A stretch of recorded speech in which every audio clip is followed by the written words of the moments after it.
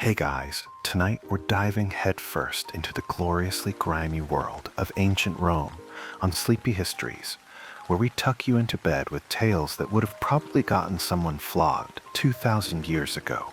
Picture it. The warm Mediterranean sun slapping your face, the scent of olive oil, sweaty togas, and questionable fish sauce wafting through narrow cobbled streets. Somewhere, a donkey's braying like it's dying of taxes, because it kind of is. Tonight, we're going to find out why being a humble Roman tax collector was basically the worst possible career choice, short of volunteering as a gladiator chew toy. You'd think, tax collectors must have lived like little emperors, counting coins, sipping wine, maybe feeding grapes to pet peacocks. Reality check. You probably wouldn't survive the first day. Their job meant shaking down surly villagers for coppers they didn't have, bribing local big shots with dinners they couldn't afford, and dodging literal pitchfork mobs who'd rather gut them than hand over one more silver denarius. Not to mention, their bosses richer than Jupiter himself would happily ruin them for missing a quota. Imagine being trapped between an angry peasant with a rusty sickle and a fat financier in Rome who wants his cut by next Tuesday. So, before you get comfortable, take a moment to like the video and subscribe, but only if you genuinely enjoy what I do here. And hey, drop me a comment telling me what city you're listening from and exactly what time it is over there. I always love seeing this little sleepy history club pop up from all corners of the world. Now, dim the lights, maybe turn on a fan for that soft background hum, and let's ease into tonight's journey together. You're standing there, bare feet on warm, dusty stone, somewhere along the bustling Via Flaminia, watching a parade of legionaries march by with that smug, sunburned confidence that only comes from having conquered half the known world. Bronze helmets glint, shields knock together, the air crackles with shouts and the faint scent of roasted goat from a street stall. But your eyes aren't on the soldiers. No, your eyes are on the rows of neat little marble townhouses beyond them, the grand basilicas with their echoing arches, and that glorious forum just down the hill. Because in this freshly minted dream of yours, you've arrived in Rome at the height of its empire, smack in the middle of Emperor Hadrian's rule, around 120 CE, when the whole place is strutting like a peacock with gold-flecked feathers. For a heartbeat, you think, I've made it. This city is alive, vibrating with commerce, politics, backstabbing, secret love affairs, poets shouting insults on corners, children wrestling pigs, and somewhere off in the distance, a senator is almost certainly plotting the demise of a cousin he once lent money to. Everything's magnificent.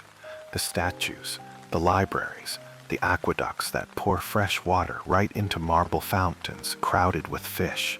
The temples practically sparkle under the sun. And then there's you, the newest, shiniest piece of Roman bureaucratic machinery, freshly appointed to serve the mighty state, or well less mighty state, and more the insatiable, frothing maw of its treasury.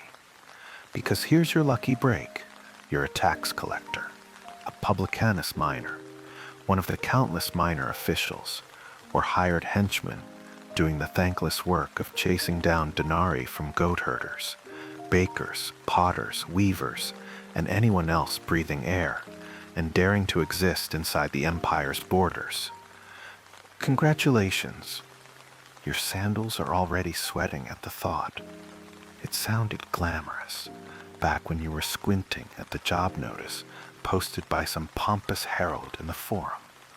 Serve the empire, participate in the wealth of Rome, advance your family's honor, or so the scroll claimed, written in large sweeping letters that conveniently forgot to mention things like also advance your chances of getting stabbed in an alley by a guy whose wheat cart you repossessed last week. But who could resist? The empire needs coin, mountains of it, to pay the legions, to repair roads that stretch for thousands of miles from Britannia's muddy fringes all the way to sun-drenched Syria, to throw lavish games that keep the masses too busy cheering gladiators to notice food prices creeping up again.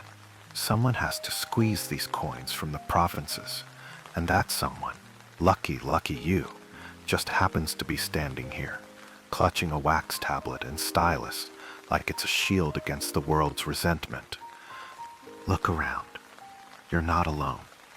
There are other tax officials bustling past, sweat soaking through their tunics, muttering under their breath about missing records, and illiterate farmers who can't seem to remember how many olive trees they own. Some have scribes trailing them, portable ink pots rattling at their belts, or even muscle in case things get rowdy, because, spoiler alert, they often do. The local tradesmen eye you warily as you walk by. The fishmonger gives you a pinched smile, tight and brittle, like he's trying not to gag on the very idea of your presence. The woman selling garlands of laurel at the street corner actually turns her back, pretending to fuss with a customer who's clearly not there. Why so frosty? Because everyone knows what you're here for. You're not here to buy flowers or pet their scruffy street dogs. You're here to make sure every last tax is paid in full, whether that means coins or sacks of grain or even the occasional consignment of livestock. And if someone's behind, if the math isn't adding up on your neat little wax tablet, well, let's just say your next visit might include 2 grumpy auxiliary soldiers with spears and absolutely zero sense of humor. Deep down, a small traitorous part of you feels for them. The empire's appetite is monstrous, and it never stops eating. It demands taxes from every new territory it conquers, piling them on top of local levies already being collected by regional nobles, village elders, and temple officials. It's a miracle any farmer still has enough coin to pay for his daughter's dowry or replace a broken plow. But that sympathy fades fast when you remember that your own survival depends on these payments too. Because here's a little reality check the recruitment notice didn't exactly highlight. If your collection totals fall short, your superior, the publicanus major, who won the contract to farm taxes in this region, will come knocking, and he won't be asking politely. The Roman tax system is this weird tangled mess of public contracts and private enterprise.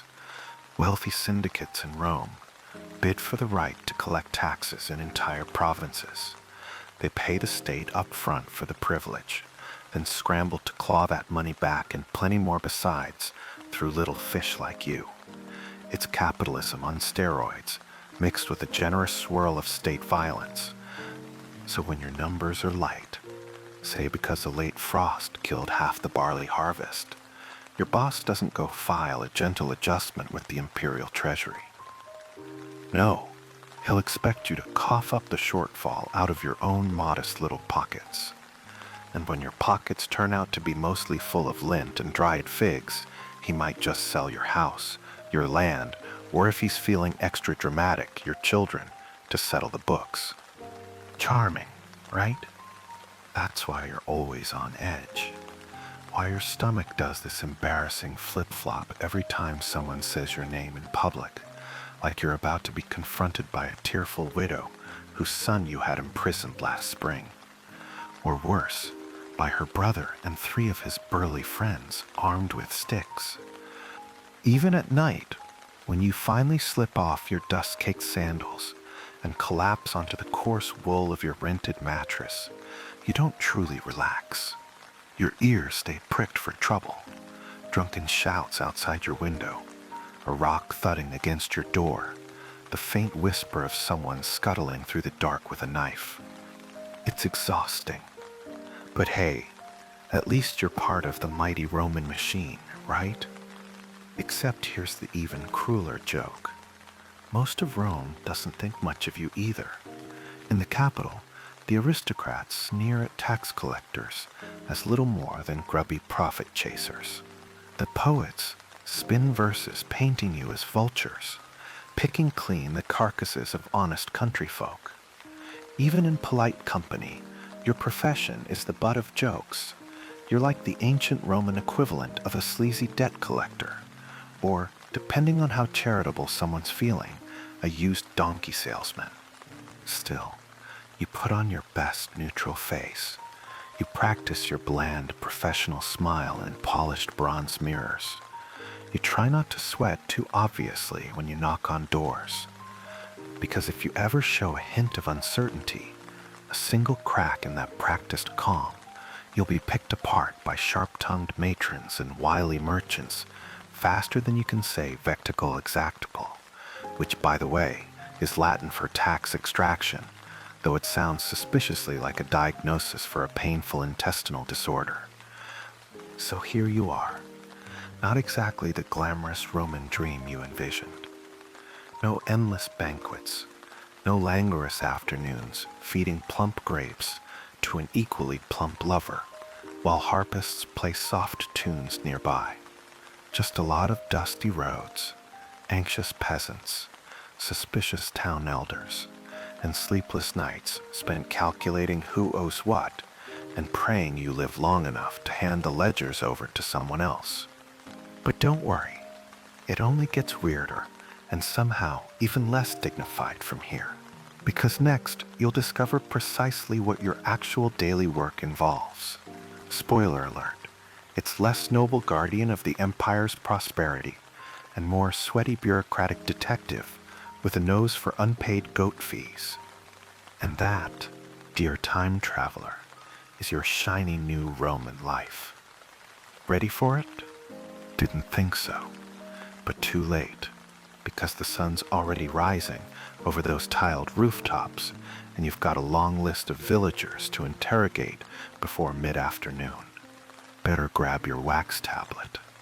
So let's talk about what exactly your job is, because contrary to your mother's bragging back home, it's not just helping the empire stay strong. It's more like wrestling pigs while balancing a ledger on your head.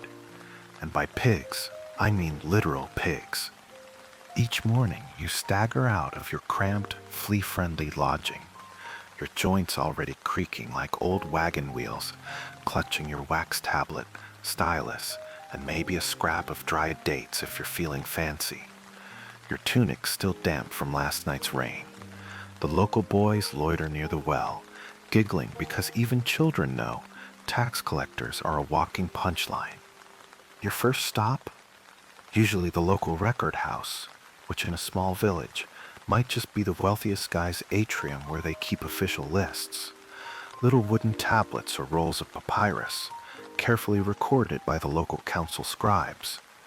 These lists, the censuses, show how much land everyone owns, how many slaves they keep, how many olive trees line their dusty hillsides.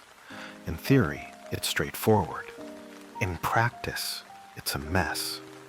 The records are outdated. The scribes are lazy or bribed. The farmers conveniently forget the extra acre they snuck onto their field boundary last spring. So you spend hours squinting at smudged notes and trying to match up scribbled property lines with actual parcels of weedy dirt.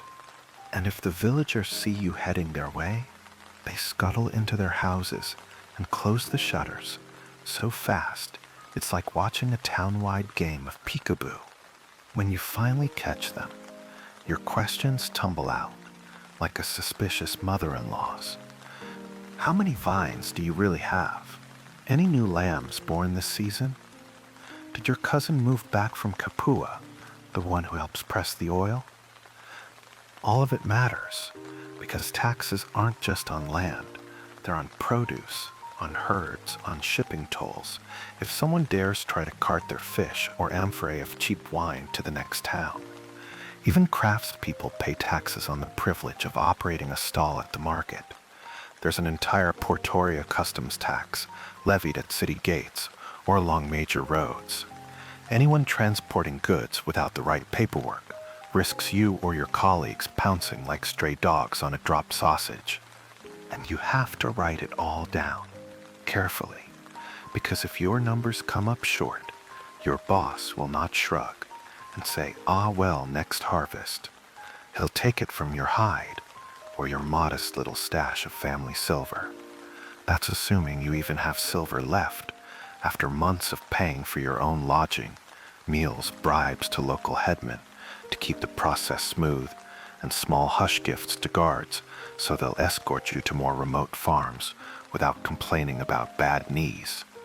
Then there's the delightful game of personal taxes, like the capitesio or head tax. This isn't on property at all. It's just the price of existing under Roman rule. You exist? Congratulations. That'll be a few sesterces, please. Some people try to duck it by suddenly developing mysterious illnesses, hoping you'll write them down as exempt because of supposed infirmity. Others try to bribe you under the table, slipping you a fat cheese wheel or a skinny chicken with pleading eyes. You're technically supposed to refuse. Realistically, sometimes you take it, not because you're corrupt. Okay, maybe a little, but because it's cheaper than getting stabbed by an angry uncle next month. Meanwhile, every time you show up to assess the local weaver's loom or count how many amphorae the oil merchant has stacked behind his shop, there's an unspoken accusation in the air. You're here to take food out of our mouths. And they're not wrong, because Rome's treasury, oh, it's hungry. The money doesn't just vanish into marble temples. It pays soldiers stationed on frozen frontiers you'll never see. It builds bathhouses that sometimes collapse because of shoddy construction by a cousin of a senator's mistress's friend. It funds feasts for foreign ambassadors, lines the pockets of proconsuls who retire rich enough to buy their own island. And most galling of all, it pays for the grand games in the capital. Lions, acrobats, chariot races, so the plebs in Rome can cheer and throw rotten vegetables at losers, blissfully unaware that the wheat from your province was double taxed to fund it. Still, in your day-to-day work, your problems are a little smaller, more personal. You're constantly comparing lists. How many goats did the Phalerius family claim last year? How many do they claim now? Why is there a brand new millstone behind their shed if their grain output supposedly fell by half? You develop a nose for lies, a sixth sense for understatements. The smell of freshly turned dirt where maybe a few hidden amphorae of oil were buried to keep you from counting them in the total. The awkward pauses when someone repeats how hard the last harvest was, eyes darting toward a suspiciously plump smokehouse. And when things don't add up, your job's not just to frown and say tut-tut. You have the authority to seize goods, carts, barrels, even animals, which means you're always a few seconds from becoming the villain in someone's family story. Meanwhile, your fellow tax collectors swap horror stories whenever you cross paths at roadside inns. Someone in Sicily got chased off a farm by an old woman wielding a roasting spit, cursing him with a local hex that allegedly makes your manhood shrivel. Another had to hide for a week in a millhouse attic after accidentally overlevying a minor noble whose brothers were known knife enthusiasts. But here's the twisted little irony. Everyone from the emperor down to your boss needs people like you. The whole glorious machine of Rome, its marble forums, its triumphal arches, its vast road network, humming with carts and couriers, would sputter to a halt without humble pencil pushers like you, wandering through muddy lanes, counting chickens and arguing about olive groves. Sometimes, if you're feeling poetic or just trying to keep from screaming, you might tell yourself you're like the arteries of Rome, carrying precious lifeblood from the farthest provinces straight back to the beating heart of the capital. But then the reality hits. Arteries don't get blamed when the heart feasts too richly. You do. So each day begins the same.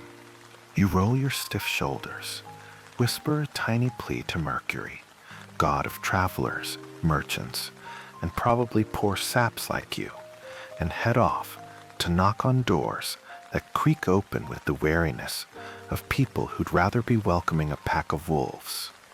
Your stylus scratches across wax as you record yet another reluctant declaration. You listen, nod, pretend sympathy. Meanwhile, you're calculating. Will this cover the quota? How much more can I squeeze without risking a riot? And every evening, you walk home under a bleeding sunset, counting up the day's collections. A pit grows in your belly when the total's not enough, because tomorrow you'll have to press harder, and the next day, harder still. This is your daily life. No fancy senatorial ring, no personal litter carried by muscled slaves, just dust, suspicion, careful ledgers, and the ever-looming dread of what happens if your numbers fall short. And trust me, if you think this is as bad as it gets, wait until we get to how your actual pay works or doesn't, because then you'll really start to question your career choices. But that's for later. Right now, there are still a dozen more doorways to darken before the sun dips below those cypress trees, and by the gods, you better get moving. And so your work continues, day after day, trudging from one tiny settlement to the next. You become a familiar and thoroughly unwelcome sight on every dusty road between the fields and the nearest forum. By now, you've perfected that cautious half-smile, the one that tries to look friendly, but not so friendly that it invites villagers to share last week's gossip about a two-headed calf. Because the last thing you want is small talk. Small talk means comfort. Comfort means confessions. And the only confessions you're here for involve how many bushels of barley someone's been hiding under their cousin's hay pile. But if you think that's the worst of it, you haven't paid attention to how many eyes burn into your back whenever you show your face. The truth is, across the empire, whether it's Gaul, Judea, or a sleepy olive farming district in Umbria, tax collectors like you are about as popular as a rancid eel at a wedding feast. You'd expect peasants to hate paying up, sure, but it goes deeper than that. There's something almost personal in the disgust people reserve for your profession. Because to them, you're not just an annoying official. You're a living symbol of how Rome's gluttony reaches into every crack of their humble lives. Their grandmother's ring, melted into coin, their children's wool tunics, worn an extra year because they couldn't afford new dye. The sheep that might have started a son's flock, gone to cover some tariff or arrear. Each debt is a small cut, and you're the knife. It's why people spit when you pass, or why children learn to whisper crude rhymes about you before they've mastered their own prayers. You try to ignore it, but sometimes you catch a snippet, something about your mother and the local latrine, and you feel that hot flash of shame climb up your neck. Not that it matters. You still have to knock on the door. And in certain places, your situation is even worse. Travel east, for instance, down toward Judea, and you'll see exactly how deep this hatred runs. Here, tax collectors are loathed with a special venom. They're not just takers of bread, they're seen as traitors to their faith, collaborators with the foreign machine that squeezed their sacred lands into just another imperial province. Imagine standing in a sun-baked street, ledger in hand, and watching an entire family quietly close their door at the mere sight of your shadow. Not with a slam or shouted curse, but with a grim, sorrowful resolve that tells you they'd rather forfeit the day's water than speak to someone like you. The local synagogue leaders might not even allow you inside their doors for evening prayers. They might mutter pointed blessings for those among us who betray our people for a purse of Roman silver while staring right at you. And you have to pretend not to notice, because it's either that or let the crushing guilt hollow you out. After all, you're still human. You lie awake at night, staring at rough timber beams overhead, wishing the empire had found someone else's doorstep to stand on. But hatred isn't confined to dusty backwaters with long memories and sacred texts. Even in bustling cities, where people like to think they're too sophisticated for old grudges, tax collectors are viewed as parasites. In the taverns, the merchants roll their eyes and joke about how you take the hair off a man's chest if the census allowed you to count it. The whores snicker about how you're probably the only man in town paying for company, because nobody else would warm your bed willingly. You might laugh along, try to seem unbothered, but inside there's always that little pit gnawing at you. Because here's the raw truth: nobody trusts a tax collector. They'd rather break bread with a cut purse than share a bench with someone who can ruin them with a quick flick of the stylus. And it gets under your skin.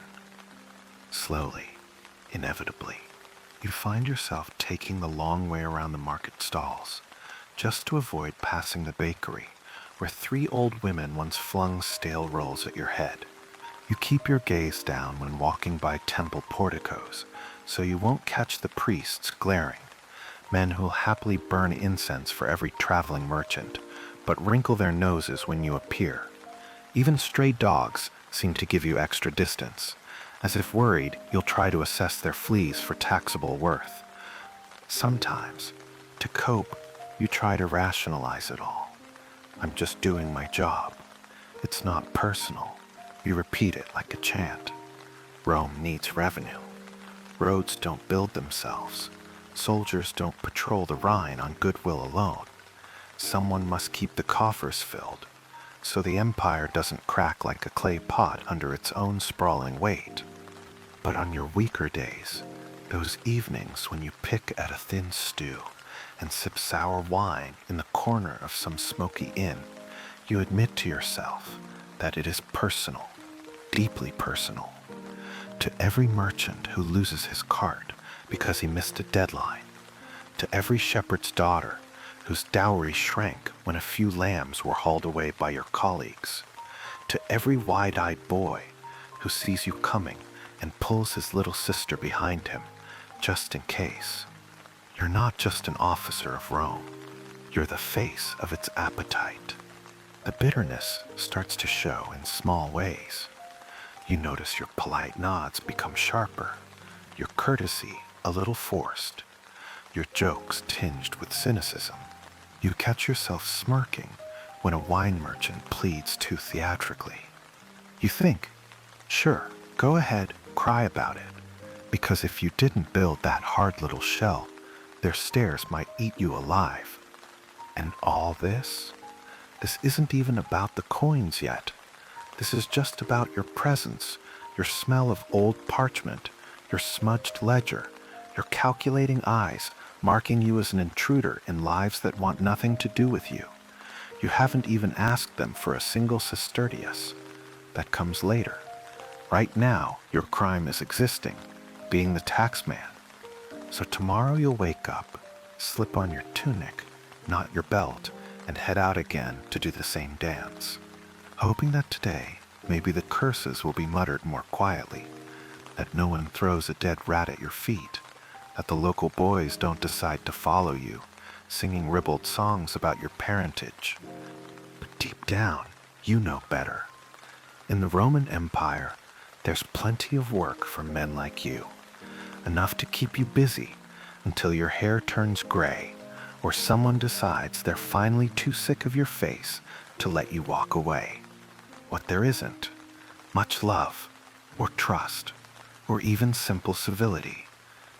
And that, more than any coin or census tablet, is the real tax you pay, the one no ledger ever records, the quiet toll on your dignity, your sense of belonging, your secret hope that one day you might be invited to a neighbor's feast without everyone awkwardly shifting the wine cups out of your reach.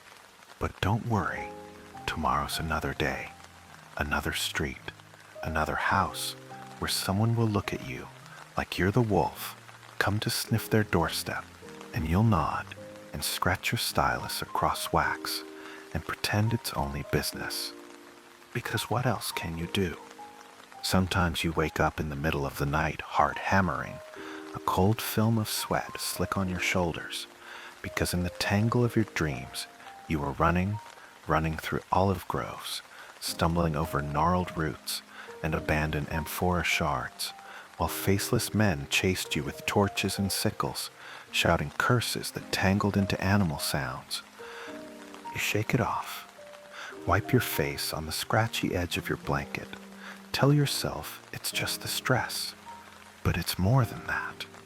Because in the Roman Empire, being a tax collector isn't just unpleasant, it's actively dangerous. Sure, you've heard stories. Everyone in your line of work trades them over sour cups of Pascha at way stations. The publican's agent up in Gallia Lugdunensis, who got tied to a post in a barn and left for 2 days without water until his boss paid a ransom. Or that junior collector in Hispania Tarraconensis who vanished into the hills after trying to seize a mule team from the wrong clan. They found his ledger months later, pages soaked through with rain and something darker. But these aren't just scary campfire tales. This is your reality. The risk comes with the territory, quite literally, especially when you venture out into the provinces, where Rome's hand feels more like an idea than a fact, and local power still lies in ancient bloodlines and the pride of men who'd rather slit a throat than bow to an invoice. Take the hill tribes in parts of Gaul. Their chiefs pay tribute, grudgingly at best, a show for Roman governors, and keep their blades sharp for when lesser functionaries like you arrive to take stock of their wine harvests or count sheep.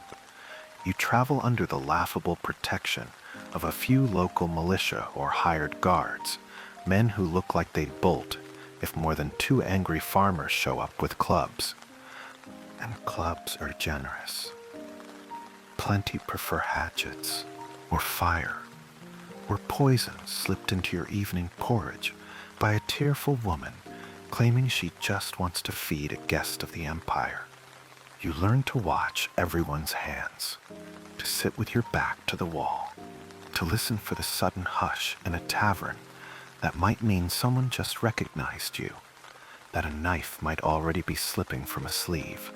You don't even like to lean over water troughs to wash your face anymore. Too easy for someone to shove you in, hold you under, and claim it was an accident when the Roman magistrate shows up 3 days later, asking why the tax collector is floating with the minnows. And if you think towns are safer, you're adorably naive. Urban violence just wears cleaner sandals. In the cramped alleys of even mid-sized Roman municipalities, tax disputes turn into street brawls. Local moneylenders and grain merchants have their own muscle, men who don't care one whit about imperial law when their ledgers are threatened.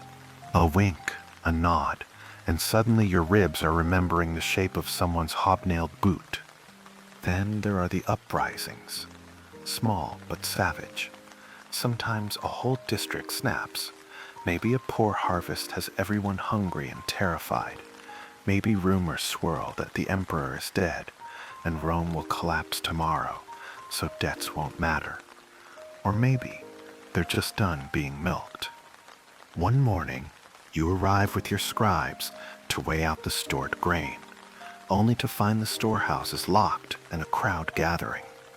Not the polite, grumbling knot of villagers you're used to, but a silent, hard-eyed assembly, hands wrapped around staves, scythes, the odd spear that's seen better days. Your mouth goes dry, your stylus suddenly absurd in your sweating fist. What are you going to do? Sign them to death? A few cautious words might buy you time. Maybe you promise leniency, more time to pay, less quota this month. Maybe you even mean it. But you also know what happens when word reaches your superior back in the capital. Soft on delinquents, he'll mutter over his dinner plate before dispatching someone else to finish the job with soldiers this time. And that's if you're lucky, because other crowds don't negotiate. They surge forward all at once, their anger like a sudden storm, and you learn how it feels to be knocked to the ground and kicked by half a village that's been nursing old tax wounds for generations. When you wake, hours later, bruised and half blind from swelling, you're grateful just to be alive. Grateful even when you have to limp back to the local magistrate and admit you couldn't collect a single sack of barley. He'll be furious, of course. His own slice of the tax bounty depends on your efficiency, but better his red face than your blood on the stones. Yet not everyone is so lucky. You've stood on roadsides more than once, eyes narrowed against the sun, watching a funeral procession pass by for a colleague who didn't come home. Maybe they were beaten to death outright. Maybe they simply vanished. No body, no ledger, no answers. Word spreads fast. Other collectors get nervous, start doubling their pay to guards, or carry little knives under their belts that they'd probably drop at the first real sign of trouble. You've considered it too. Every trembling hand on your stylus, an argument for a sharper tool. But ironically, that only makes you more of a target. A tax collector with an escort, or worse, visibly armed, signals to locals that things must be serious, that you're about to squeeze harder, maybe seize properties, maybe demand hostages to guarantee payment. Sometimes, going in meek and hopeful is safer than looking tough and prepared. The lines blur, and each trip into a new village is a gamble. There's also the bureaucratic treachery to worry about. Local elites, wealthy families who pay off provincial governors or hold lucrative contracts themselves, might resent your audits, might see you as competition or a threat. A whisper from them to the wrong centurion, a bribed witness to swear you falsified accounts, and suddenly you're the one in chains, dragged back to Rome to explain why someone's villa is missing 5 slaves who should have been on your last register. And do you think Rome cares? The capital is crammed with so many petty lawsuits, political vendettas, property feuds, and tax appeals that your small disaster barely raises an eyebrow. If you disappear into a prison cell under the basilica steps, there'll be another minor functionary dispatched to take your place before your bedroll cools. So yes, the danger is constant, spreading out before you like those endless Roman roads, sometimes overt, sometimes sly as a snake in the wheat. It's the dark pulse under your every conversation, the reason your hands twitch when someone steps too close, the reason your dreams smell of smoke and blood. Still, the empire churns on. Quotas are set, coins are minted, soldiers are paid. You do your part, because the alternative, running off into the hills, living as a fugitive among brigands, always looking over your shoulder, sounds even worse.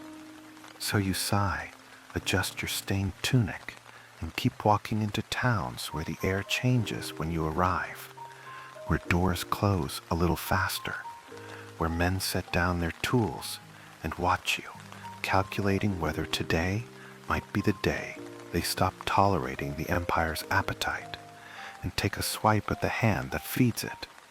And you keep hoping foolishly that if you just smile enough, keep your records tidy enough, the blades won't come for you, that maybe you can survive this job long enough to buy a quiet farm somewhere, raise goats, forget the feel of a ledger's hard edge digging into your palm. Because honestly, for all Rome's glory, its gold columns, its thunderous games, its sprawling legions, none of that grandeur stands between you and a simple peasant's rage. Just your quick tongue, your cautious eyes, and the hope that tomorrow's anger falls on someone else's unlucky shoulders. Some days, though, it isn't the bruises you fear most. It's the slow, crawling erosion of your own quality of life, your sense of comfort, dignity, and even simple bodily ease. Because as a tax collector in the Roman Empire, your living conditions are rarely better than those of the farmers you pester, sometimes worse. You'd pictured it differently when you first took the job. Back then, you imagined yourself traveling with a smart little entourage, maybe a mule laden with provisions, stopping at sturdy inns with cheerful hearths and warm baths, swapping clever banter with innkeepers who pressed extra honey into your wine just to stay on your good side. But here's the reality. Most days, your accommodations are about as pleasant as sleeping inside a damp clay jug. The towns you pass through are small, their inns little more than smoky common rooms with fleas leaping in the straw. You share a bench or a splintered cot with traders, drovers, mercenaries with mysterious stains on their cloaks, men who just as soon knife you for your purse as pass you the olive bowl. The smell is unforgettable. Sweat, donkey dung, tracked in on boots, boiled cabbage so overcooked it seems to cry for help, the reek of stale wine and last night's urine in the corners. You try to breathe shallowly as you unroll your travel pack, knowing the blanket you lay down is more for your mind's sake than any true protection from what writhes beneath it. And then there's the food. If you're lucky, the inn serves a watery porridge or hard bread dipped in a dish of oily lentils. Most times, its crust's gone tough as roof tiles, or questionable sausages that could be anything from goat to dog. You chew carefully, hoping not to crack a tooth, and try not to think too hard about the scraps you've seen dumped out back for the chickens, because you'd swear your stew tastes suspiciously similar. If you can afford it, you bribe the kitchen girl for a small flask of imported wine, just to burn the foulness from your tongue. But your wages, pitiful enough under the best circumstances, vanish fast on such indulgences. Most nights you're left with the local brew, thin, sour, barely worth the dignity of a cup. It doesn't soothe your nerves so much as make your stomach gripe all night. Bathing is a whole other adventure. You'd think, in a civilization famed for its baths, you'd at least be guaranteed a decent scrub. Not so. In the provinces, many towns have only small, tepid pools that smell strongly of moss. You crowd in with strangers, eyeing each other warily over your shoulder. Or worse, you find yourself sponging off with a bucket behind the stables, shivering in the wind, praying no bored stable hand decides to make a joke at your goose-pimpled expense. Sleep itself becomes its own ordeal. You lie awake, itchy from straw mites, listening to the coughs and snores of fellow lodgers. Once you woke to find a toothless peddler rooting through your satchel. Another time, you awoke convinced something was scuttling over your feet, rat, lizard, or God knows what. You didn't stay to find out, just slammed your heel down and tried to ignore the squeal. Sometimes, trying to make yourself feel better, you imagine the glorious villas of Rome. Think of senators reclining on ivory couches, draped in silk, being fed peeled grapes by curly-haired boys. You remind yourself that you too serve the empire. Surely that's worth something. But the thought sours fast when your shoulder twinges from hauling that heavy ledger all day, and your head still rings from the local blacksmith's wife screaming at you because you dared to assess their donkey. And that's just the physical side. The emotional grind is a feast of its own. Every day's filled with little humiliations. The tight, skeptical eyes of shopkeepers when you walk in, not because you're here to buy anything, but to check their books. The way conversations drop to awkward silence the moment you appear, as if everyone's afraid your very presence might come with a bill. Sometimes, people try to bribe you with smiles. They press tiny gifts into your hand, an overripe fig, a twist of sweet cheese, murmuring how hard this season's been. You're supposed to refuse, but you take it anyway, because refusing seems crueler than taking. Then you spend the whole night guilt-tangled, lying on your lumpy cot, picking fig seeds from your teeth, and wondering if you've just compromised your own honor for a bit of fruit. And yet, ironically, you become used to it. Human beings can get used to anything. That's perhaps the bleakest revelation of all. The first time someone spits at your feet, your heart races and your fists clench. By the 20th, you barely flinch, just sigh and keep writing. The first time a local boy flips you a rude gesture, you burn with shame. Now you half smile, tempted to wave back just to see the shock on his face. Even the aches and itches and half-starved stomach seem to fade into a background hum. You start to measure your nights by how few times you wake, your mornings by how many bites it takes to finish your tough little loaf. You learn to treasure tiny mercies, a mug of wine that doesn't taste like vinegar, a bed that doesn't crawl, a town elder who actually greets you by name instead of that snake with the ledger. Sometimes, just sometimes, you catch yourself laughing with a stable boy, or sharing a joke over a cracked cup with a local guard who's as homesick for Rome as you are. Those moments are small lanterns in your weary dark. They don't last, but they prove, in some stubborn way, that life finds little corners of grace, even in a tax collector's shadow. And so your life becomes a strange rhythm of trudging days and scratchy nights, thin meals and thinner goodwill. You keep your records dry, your back mostly unbroken, and your debts to your own conscience paid as best you can. You learn not to expect too much. You even start to look forward to the routine insults. It's almost reassuring to know exactly where you stand. Because better to be insulted than forgotten, better to be cursed than buried. And with the road still winding endlessly ahead, lined by cypresses that whisper secrets to each other in the wind, you hold on to your ledger, your pride, your battered dignity, because some nights that's all you have to keep you warm. You start to notice it around your second year on the job, this peculiar, sly little dance that seems to run beneath everything you do. Because being a tax collector in the Roman Empire doesn't just mean adding up bushels or chasing unpaid tariffs. It means becoming an amateur master of social maneuvering, of flattery disguised as friendship, of carefully oiled palms and soft whispers in dark corners. It means learning the delicate art of appeasement. At first, you tried to be all straight lines and iron laws, sticking rigidly to the ledgers, quoting edicts in your most pompous Latin. That lasted about 3 weeks.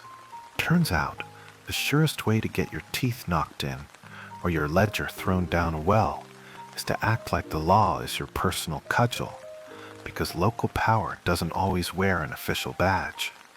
Sometimes it lounges in the form of a smug landowner with 50 clients trailing behind him, men who'd love an excuse to rough up a skinny tax agent from Rome. So instead, you learn to throw dinners, not lavish ones. Your purse would laugh in your face, but little feasts just grand enough to flatter the local notables. Maybe a platter of salted fish draped in herbs, a roast kid if your books have been balanced lately, sweet wine that you bought cheap from a traveling merchant. The local elders come and lounge on low couches, patting their bellies, praising your taste. You smile like it's nothing, though your gut churns at what the bill will do to your next month's budget. Meanwhile, these men twirl their cups, compliment the mildness of your sauce, and quietly let slip which families are hiding new vineyards, who's recently married off a daughter with a suspiciously large dowry chest, whose granaries might be mysteriously overfull. That's your gold right there, better than any bribe. It's intelligence, gleaned under the camouflage of hospitality. But it's not just about the elders. You have to grease the right palms all the way down the ladder. Little gifts to local scribes, so they copy out your tallies neatly, without accidentally doubling a figure that might get you crucified later for fraud. A discreet loan of your personal donkey to the village patrol when their own beasts go lame, purely neighborly of course.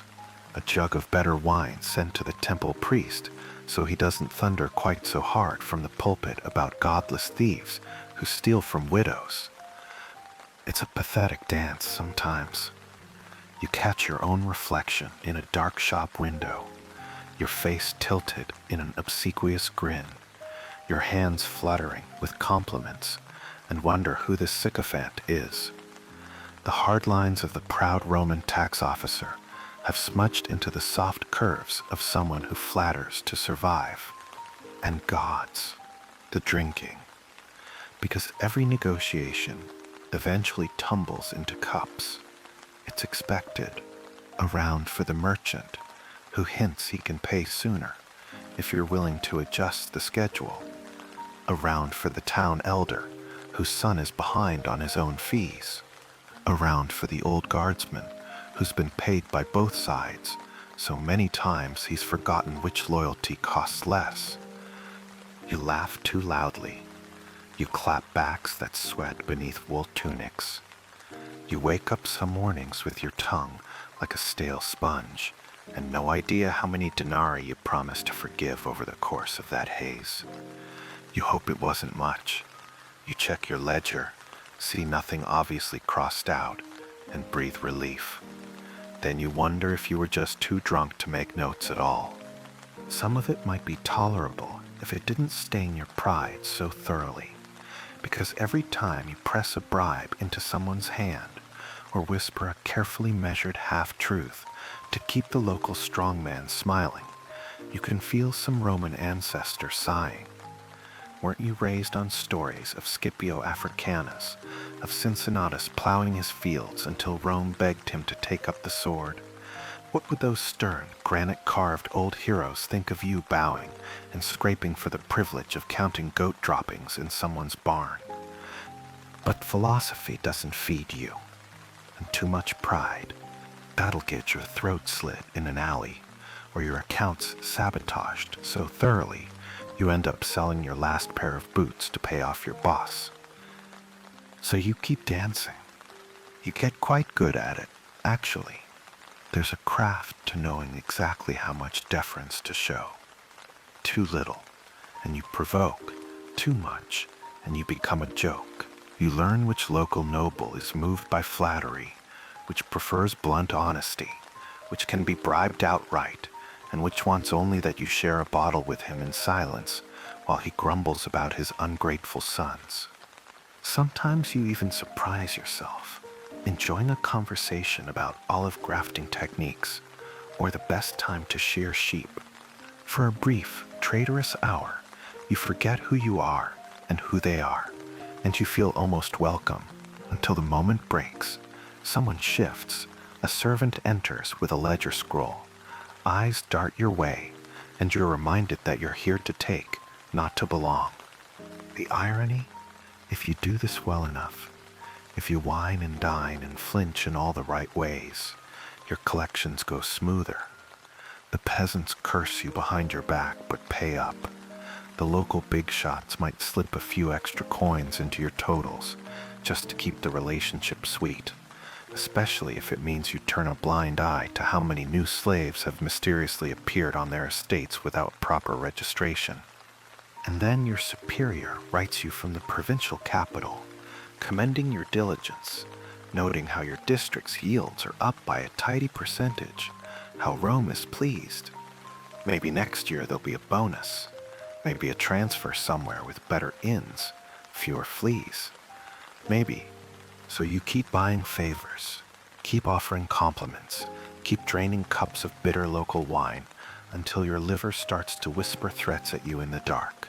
Because that's the real machinery of empire, not marble colonnades or bronze eagle standards, but small men in dusty tunics, smiling until their jaws ache, paying for secrets and permission in dinners and debt.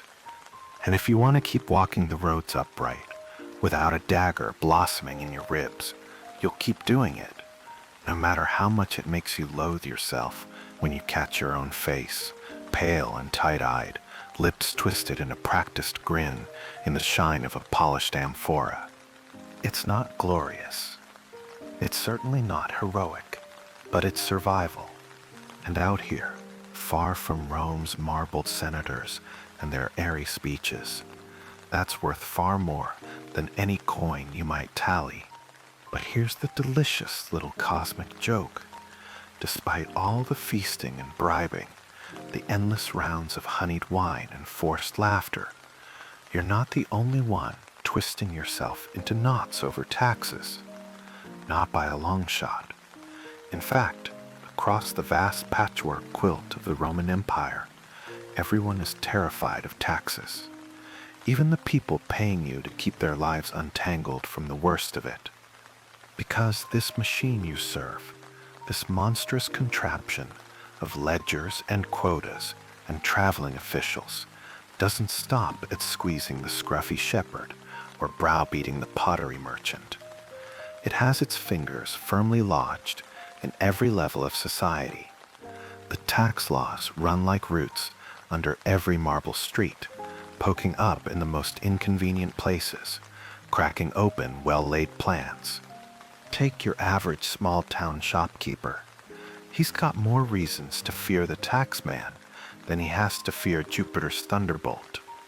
If he sells dyed cloth, he's supposed to keep careful records of every bolt purchased, every bolt sold, and pay a market tax on each transaction. That means he has to pay scribes to tally the numbers so he doesn't foul up the paperwork. If he ships goods even a few dozen miles away to the next forum, bam, a transport tax hits. Didn't pay. His shipment gets confiscated at the city gate by customs agents even greedier and nastier than you. And God's help him if he tries to sneak goods past a toll station without proper documentation. Those toll keepers are notorious for setting up surprise checkpoints on well-traveled roads. You'd think a man was smuggling cursed relics from a forbidden temple, the way they pounce on a simple cart of onions. The penalties can be ruinous. Entire wagons seized, drivers flogged, business reputations shattered like dropped amphorae. Even the wealthier townspeople walk around with that anxious little twitch. The man with 2 fine villas and a pair of sleek mules for his personal litter might seem carefree at the baths, splashing water and boasting about his cousin's appointment as a minor priest. But deep down, he's haunted by property assessments. If he underreports his land or the number of slaves he maintains, he risks an audit, maybe even retroactive penalties that could bankrupt him faster than a runaway chariot. So he hires specialists, clever accountants, scribes skilled in legal weasel words, even professional tax whisperers who know how to appeal to the right magistrates for a kinder valuation. They shuffle papyri, invent debts owed to cousins, or conjure just enough confusion that the local assessor gives up in a cloud of dust. It's not exactly legal, but in the empire, clever corruption is often more respected than honesty. Then there's the long-distance traders, the men who bring amber from the north, perfumes from Arabia, and pearls plucked by half-naked divers off the warm shores of India. You'd think these merchants would be dripping in carefree luxury, but in truth, they live in near constant dread of sudden new tax edicts. Rome might decide to impose an emergency levy to fund the next border war in Dacia, or a fresh round of gladiatorial games to keep the urban mob happy. That means tariffs on luxury goods spike overnight. A merchant who borrowed heavily to fill his wagons could find himself utterly ruined before he sold a single trinket. You've met them, these worried men in expensive sandals. They dine with you, hoping a friendly tax collector might warn them about shifting rates. They slip you gossip wrapped in oiled parchment, whose shipments are being watched, which customs officials are suddenly looking fat and well-fed. Information is currency, more flexible than any silver coin. And the common folk? They're terrified in simpler ways. A potter might bury a few coins under his threshold, rather than bank them in a temple fund, afraid that if his sudden prosperity becomes obvious, some clerk will adjust his assessed share upward next year. Farmers split their herds across multiple relatives' names to dodge higher contributions. Widows go to temples and donate tiny offerings, hoping the gods might blind a tax scribe to that extra row of vines growing behind their courtyard. Even the cities themselves quake under the imperial thumb. Entire communities are often responsible for making up shortfalls if individual taxpayers fail. So when harvest fails, blight kills the olives, a freak hailstorm flattens the wheat. Town elders might be forced to huddle, scraping together money from communal funds, taking on crushing debts just to keep Roman collectors from marching in and seizing public statues or draining local treasuries meant for roads and fountains. And oh, the irony, the very same local elites who host your dinners and puff you up with sweet compliments. They're always running calculations behind narrowed eyes, wondering how to keep their town solvent without sacrificing too much of their own comfort. To them, your smile is a double-edged dagger. It's this wide, simmering dread of taxes that shapes the social world around you. It's why your knock on a door causes a wife to hush her children and smooth her dress, voice trembling as she offers you a cup of barley beer. It's why merchants flash nervous eyes when you step too close to their stalls.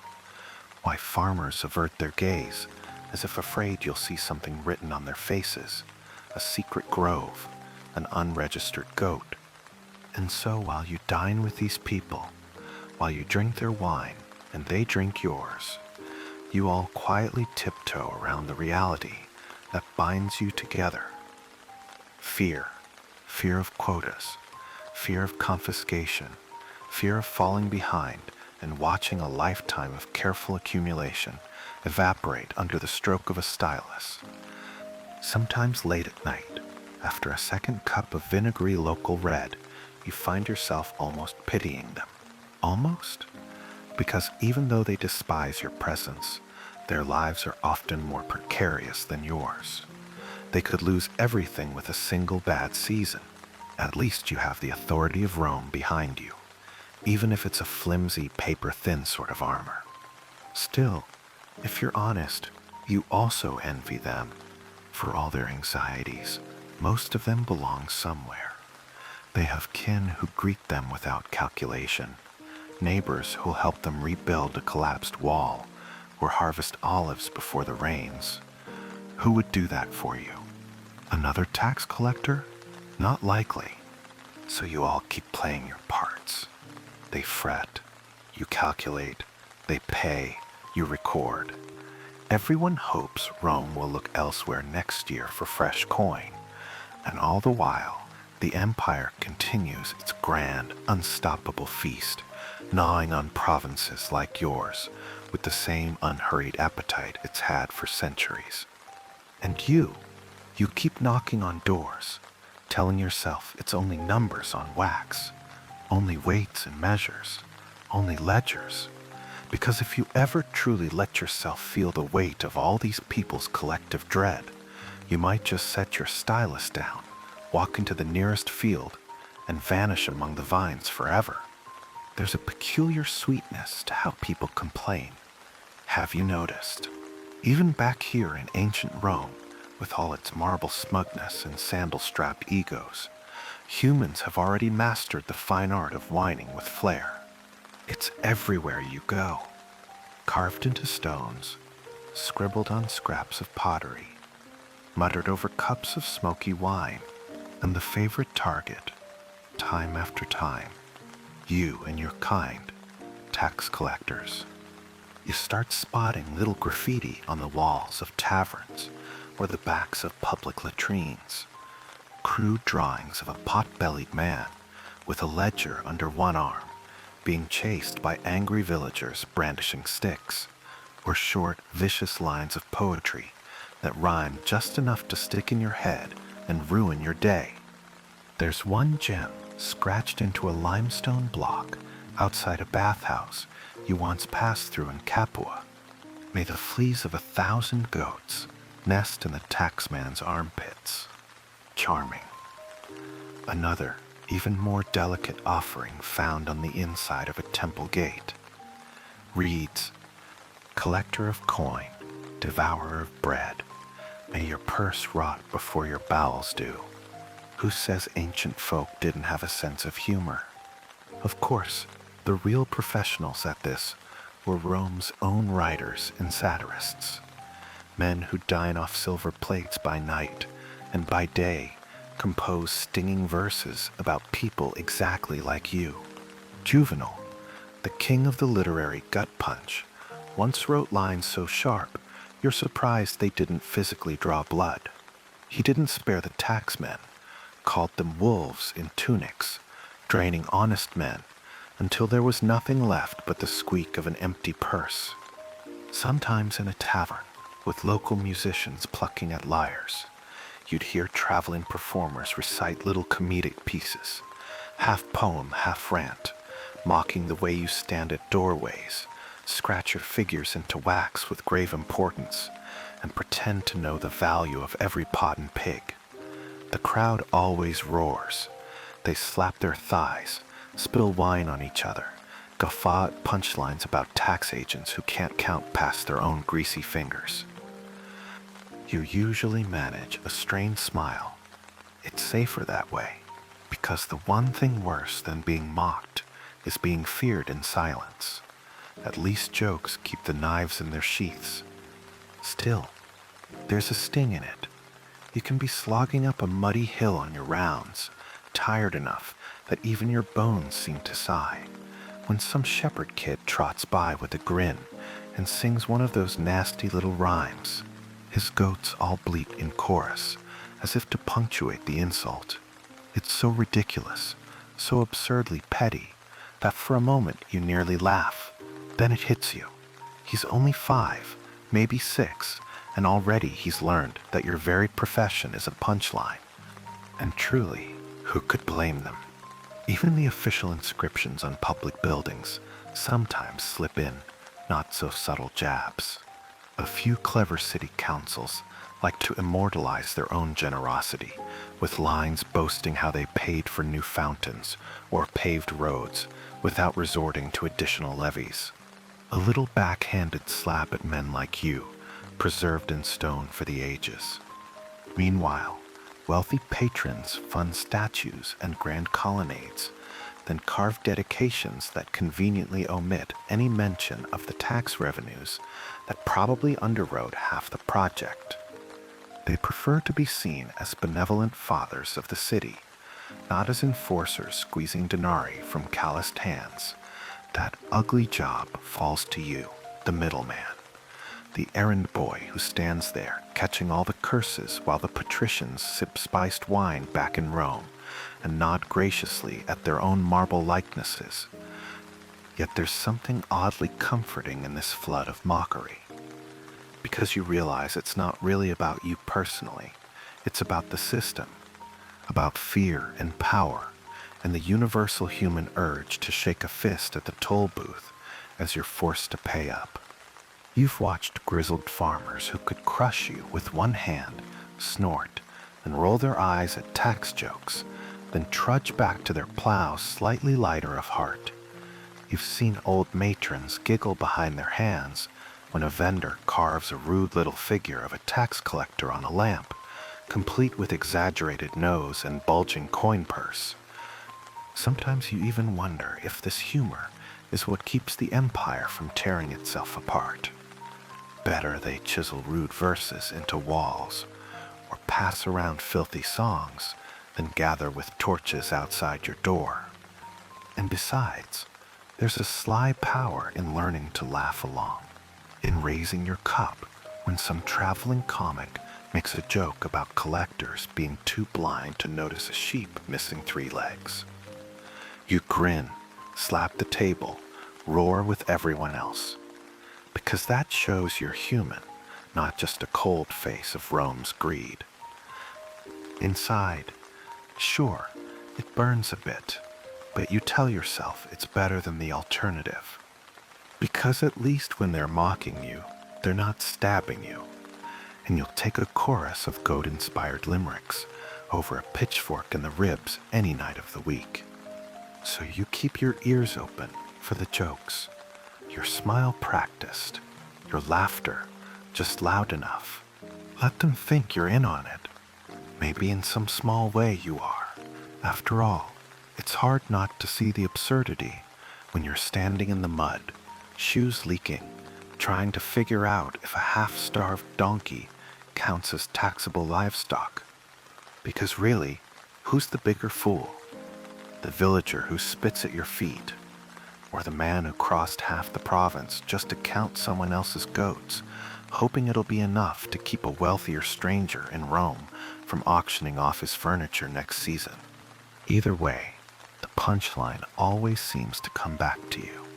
And after enough time on the road, under enough rude graffiti and whispered jests, you learn to shrug, let the laughter wash over you, and move on to the next village, ledger in hand, dignity patched together with frayed thread and practiced nonchalance.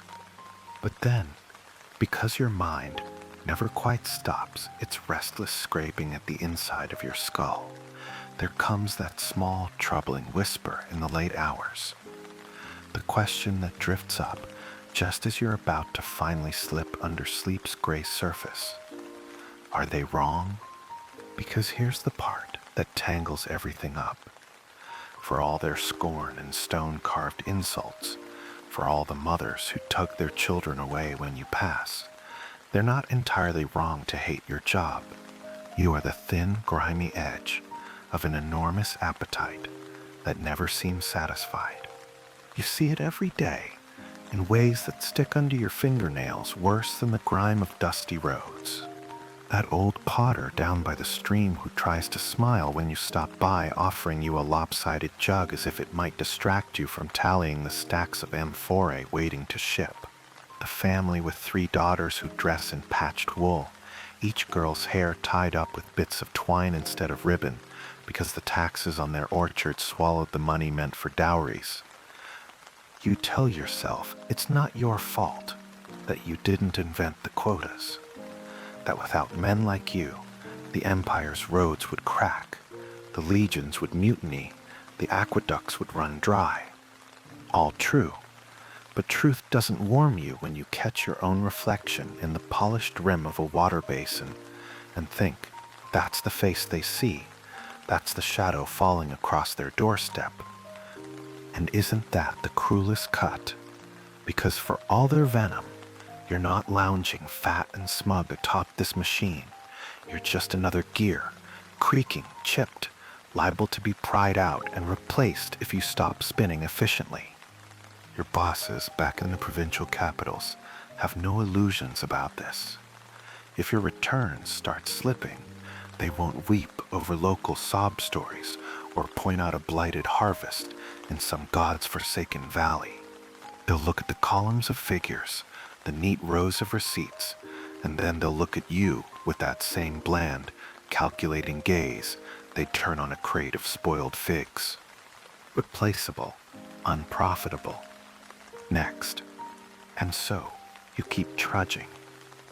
You keep pinching denarii from men who are already living off bean gruel 3 nights out of 5. You seize a goat here, a stack of linen there, knowing full well that what seems like a simple confiscation might tip a family over the edge from scraping by into outright begging. Then you lie awake at night in a cramped little room above a tavern kitchen, listening to the hiss of pots and the soft curses of cooks below, and you wonder what it's done to you. When did you stop flinching at tears? When did you start mentally converting sob stories into neat sums? Half a talent's worth of wheat, 2 sesterces in penalties, a quick confiscation to clear the account. It eats at you in small ways, makes you snap at stable boys, glare too long at cheerful couples in market squares, spend your few coins on cheap numbing drink instead of saving for something that might one day look like a future. And yet, what choice do you have? You think sometimes about running, heading for some distant village where no one knows your name, scraping by as a farmhand, maybe taking up a trade, but then you remember the contracts you signed, the debts you owe, the quiet threats from your superiors, smiles that never quite reach their eyes. Because it isn't just the common people who pay dearly in this empire. It's you too, paying in sleepless nights, sour shame that sticks to your ribs, the gnawing knowledge that if your own numbers slip, you will become the one having his household goods inventoried, your small store of savings auctioned off, your sorry self tossed into debtors' work crews alongside the same peasants who once spat at your feet. So you develop little stories to protect yourself. You tell yourself you're only doing what must be done. That Rome's greatness, its vast shining roads, its bustling ports, its courts and baths and theaters, flows from your diligence. You even start to say it out loud at dinners with local bigwigs. Without proper tribute, gentlemen, where would our legions be? Who would guard our borders, keep the barbarians at bay? They nod, of course, murmur polite agreement. Some even clap your shoulder, but you see the shadow cross their faces. They know the same truth that wakes you sweating at midnight. Because this is what the empire runs on. Not just taxes, but fear. A quiet, relentless dread that worms through farmsteads and merchant stalls, and even your own cramped little chamber. Fear that if you falter, someone else will be sent. Someone hungrier, colder, more willing to shatter what fragile dignity remains. And maybe that's why they hate you so deeply. Not just because you take, but because your very presence reminds them that this machine stops for no one, that Rome's marble splendor is paid for in the weary labor of men who barely see a coin's shine before it's whisked away again. So you keep moving ledger under your arm, stylus scratching out tiny tragedies in wax, pretending it's just business, pretending that when a boy clutches his mother's skirts and hides his face, it doesn't sting more than any scrawled joke on a tavern wall ever could. Because if you let it sting too deeply, if you truly felt it all, you might have to admit that in this vast, hungry empire, no one is truly safe from the grindstone, not even you. And that's a thought best buried right alongside the silver coins you'll demand from someone else come morning.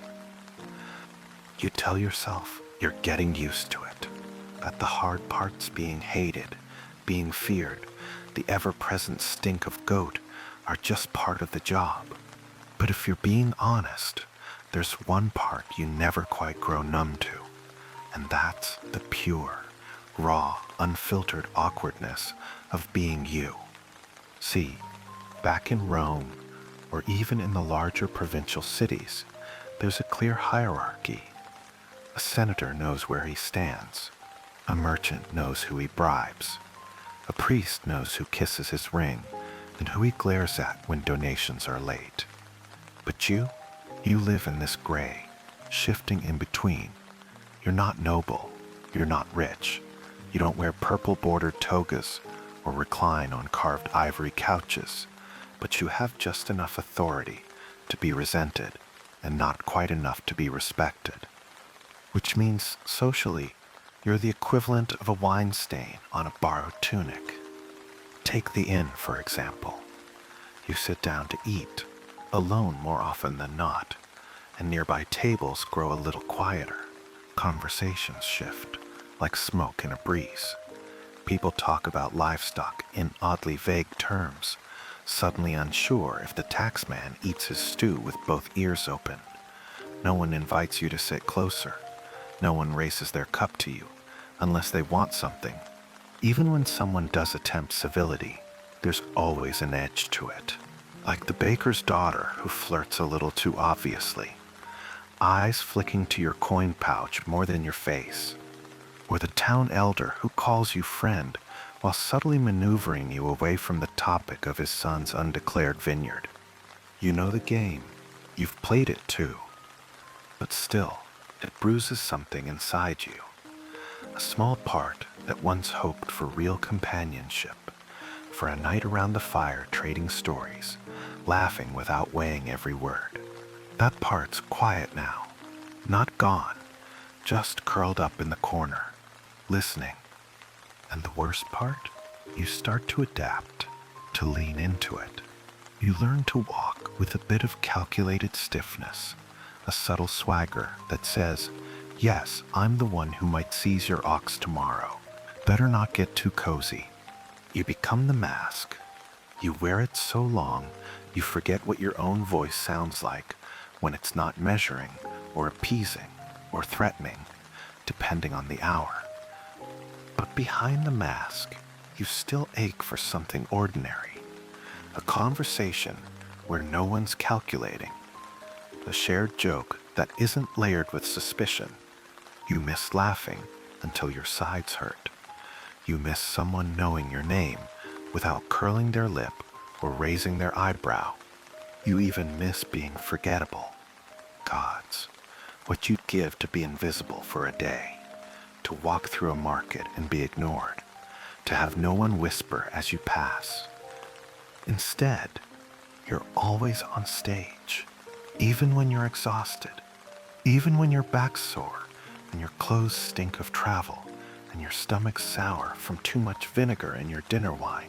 Always performing, always reminding everyone and yourself that you are not to be messed with.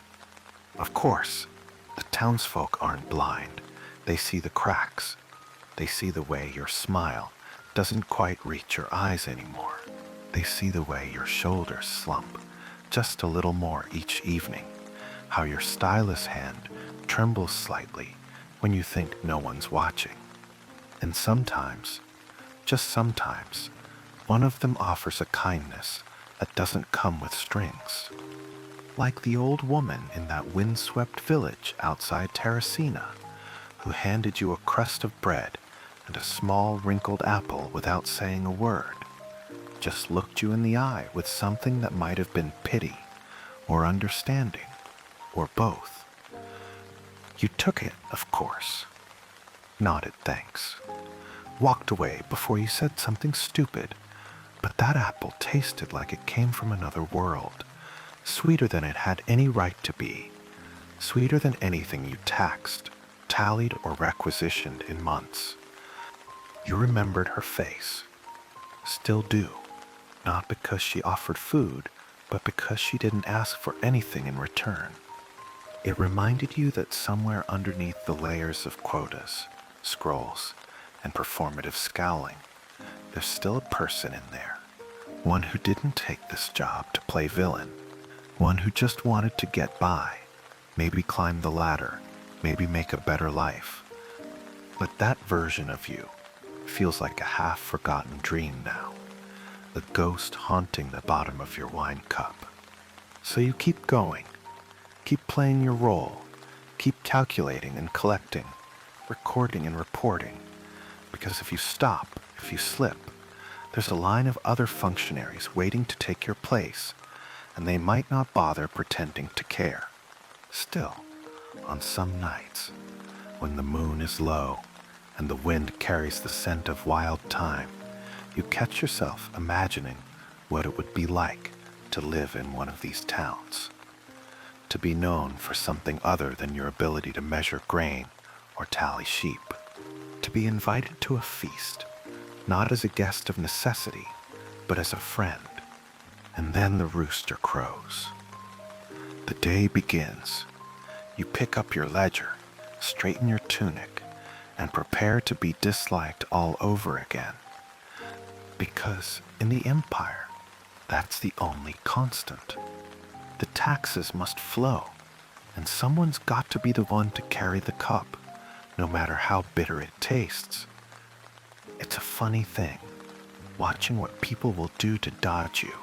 The human capacity for sneakiness could fill more scrolls than the libraries of Alexandria. And as a tax collector, you become an unwilling connoisseur of all the tiny, desperate ways people try to outwit the empire's hand. You've seen it everywhere.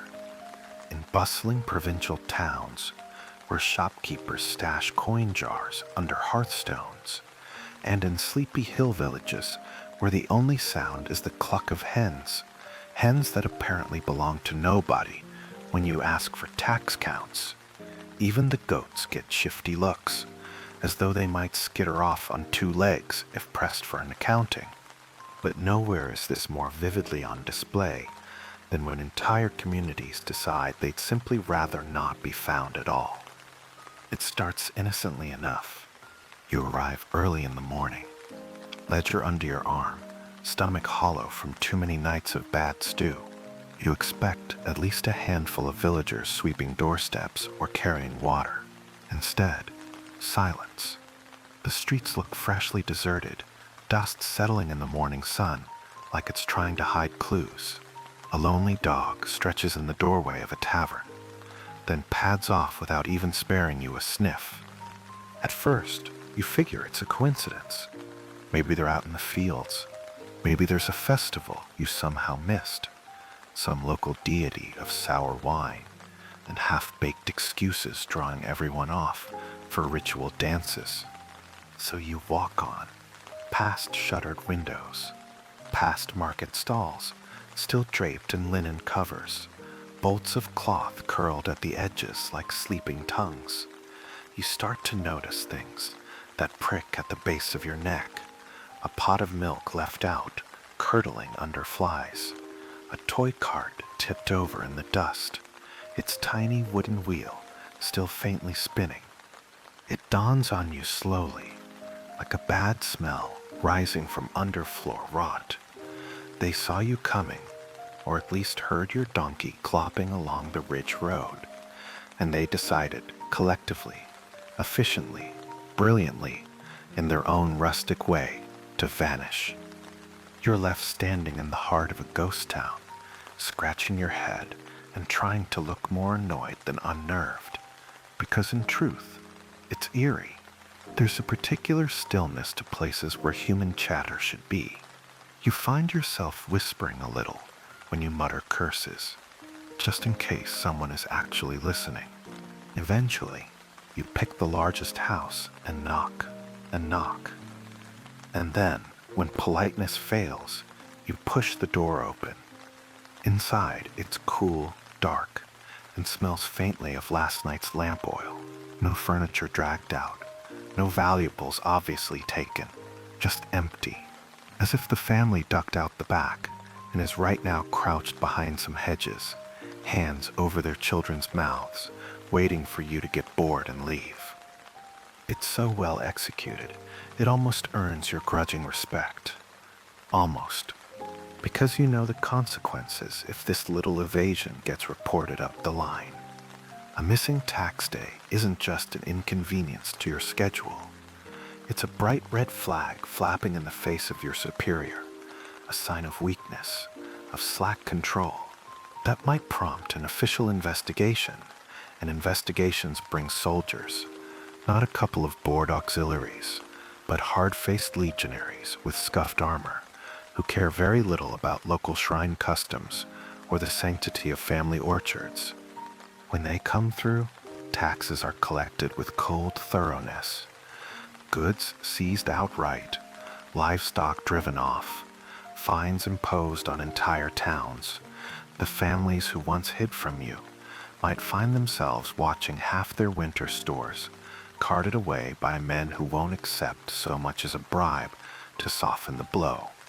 And that, in a twisted way, is why your job matters, why you sometimes swallow your pride and settle for less than the full assessment, just enough to keep the peace, because it's better to be the soft warning before the hammer drops than the hammer itself. Not that the villagers ever thank you for this delicate balancing act. Why would they? From their view, you're still the creeping hand of Rome, still the stranger who comes poking into their yards, counting pigs and wheat sacks and daughters' dowries. They don't see the soldiers you might be holding back with your quiet compromise. They only see the taxman, and they vanish accordingly. And so you find yourself alone in dusty lanes, kicking at pebbles, wondering how long you're supposed to wait before recording their absence. Maybe tomorrow they'll drift back, all wide-eyed innocence, telling you they were out mending fences or praying at a distant grove.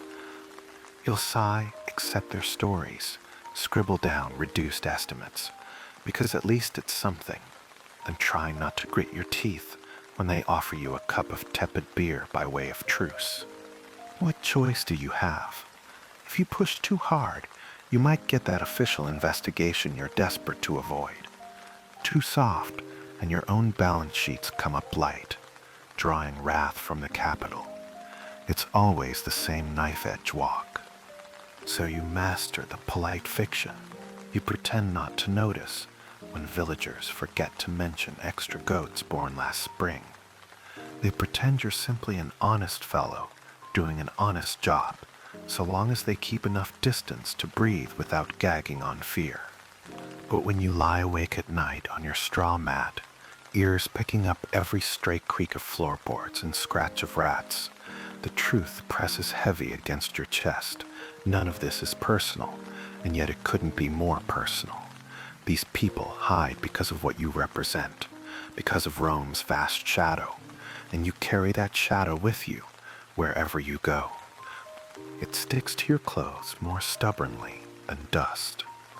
It dogs your steps more faithfully than the loyalist hound, and it ensures that even when a village finally reappears, faces open, smiles cautiously stitched back into place, you're always that unwelcome guest they can't quite slam the door on. So you tally up your partial quotas, accept awkward hospitality when it's offered, and leave them with a nod that tries to say, we're all trying to survive this in our own shabby ways. Then you move on, because tomorrow there's another village waiting to pretend they're not home when you arrive. Another round of door knocking on empty houses, another silent little rebellion against the ever-hungry heart of Rome, and against you, its weary, unwilling messenger. You'd think, given how you live on the road, there'd at least be the small comfort of decent meals waiting for you at every stop. After all, isn't Rome famous for its feasts? Sprawling banquets where men recline on cushioned couches and eat honey-drizzled dormice, sip aged Falernian, toss grape skins at passing slaves for sport. But that's Rome. Out here, where dusty roads meander through parched hillsides, where goats outnumber people 5-1, your daily fare is more a test of willpower than a culinary delight. Most days you rise with a sour mouth, chew on a hunk of stale bread so hard it threatens your molars, and wash it down with a gulp of thin, slightly vinegared wine that leaves your tongue rasping for something, anything fresh. By mid-morning, your stomach's already coiling into hungry knots, making awkward complaints at precisely the wrong moments, like when you're trying to look stern while assessing a household's grain tally. And don't even dream of rich stews or fragrant roasts. In these small outposts, innkeepers serve what's cheap and easy: boiled lentils if you're lucky, a mash of barley, and scraps of salted fish if you're less so. More than once, you've lifted a spoon to find a suspicious little eye staring back at you from beneath the broth's oily skin. You force it down anyway, 'cause what's the alternative? Starve? Every once in a while, you're granted a small luxury, a round of goat cheese, soft enough to spread on flatbread, a handful of wrinkled figs that burst sweet on your tongue. It feels almost decadent. For the span of a few chews, you close your eyes and pretend you're back in some marble courtyard in the capital, a sprig of laurel behind your ear, a flute playing lazily in the background. Then a fly lands on your nose, or a donkey brays somewhere nearby, and the spell breaks. Your digestion, naturally, suffers. Some nights you curl on your straw pallet, hands pressed to your belly, cursing every lentil you ever swallowed. Trips to the latrine become frequent, urgent, and always accompanied by a running internal bet on just how clean or horrifying the facilities will be. Most are little more than pits behind the inn, buzzing with flies and perfumed with the sharp tang of ammonia that curls your nostrils. Then there's the joy of traveling under such conditions. Try riding a donkey for 6 hours over rutted roads, with your guts staging a full-scale rebellion. That, more than any legion's threat or dagger-wielding bandit, humbles a man. You'd give up half your modest pay for a gentle litter carried by strong slaves, anything to spare your bruised backside and your dignity. And yet, like everything else in this job, you adapt. Your expectations warp to fit the reality. After a month or two on the circuit, you stop looking for fat capons or sweet pastries. You learn to judge a village's prosperity by how many weevils are not crawling in the flower bowl. You become genuinely grateful for water that runs clear, for bread that doesn't crumble into moldy green dust when you break it. Even your sense of taste changes. At first you recoiled from the acrid local brews, the harsh garlic pastes, the sharp smoky cheeses that smell of goat barns. Now your mouth waters at the first whiff. Hunger carves new appetites into you, ones that have little to do with the refined palates of Rome's upper classes and everything to do with simple, primal need. But occasionally, just occasionally, the memory of better things haunts you. You'll pass a traveling merchant with a cart heaped high with citrus from the south, the bright fruits glowing like tiny suns under their leaves. You'll remember the tart burst of juice from an orange once served to you at a modest banquet in the capital, how the rind's oil left your fingers scented for hours. Or you'll see a flash of imported glassware on someone's table, catching the light in a way that pulls you back to days when you drank from cups fine enough to show your reflection. It stirs something small and sad in you, not quite longing, more like an old echo of a life that was never truly yours, just briefly borrowed on the promise of rising up through the ranks. Because out here, your meals are practical, survival-driven, stripped of ceremony. You chew because you must, not because it delights you.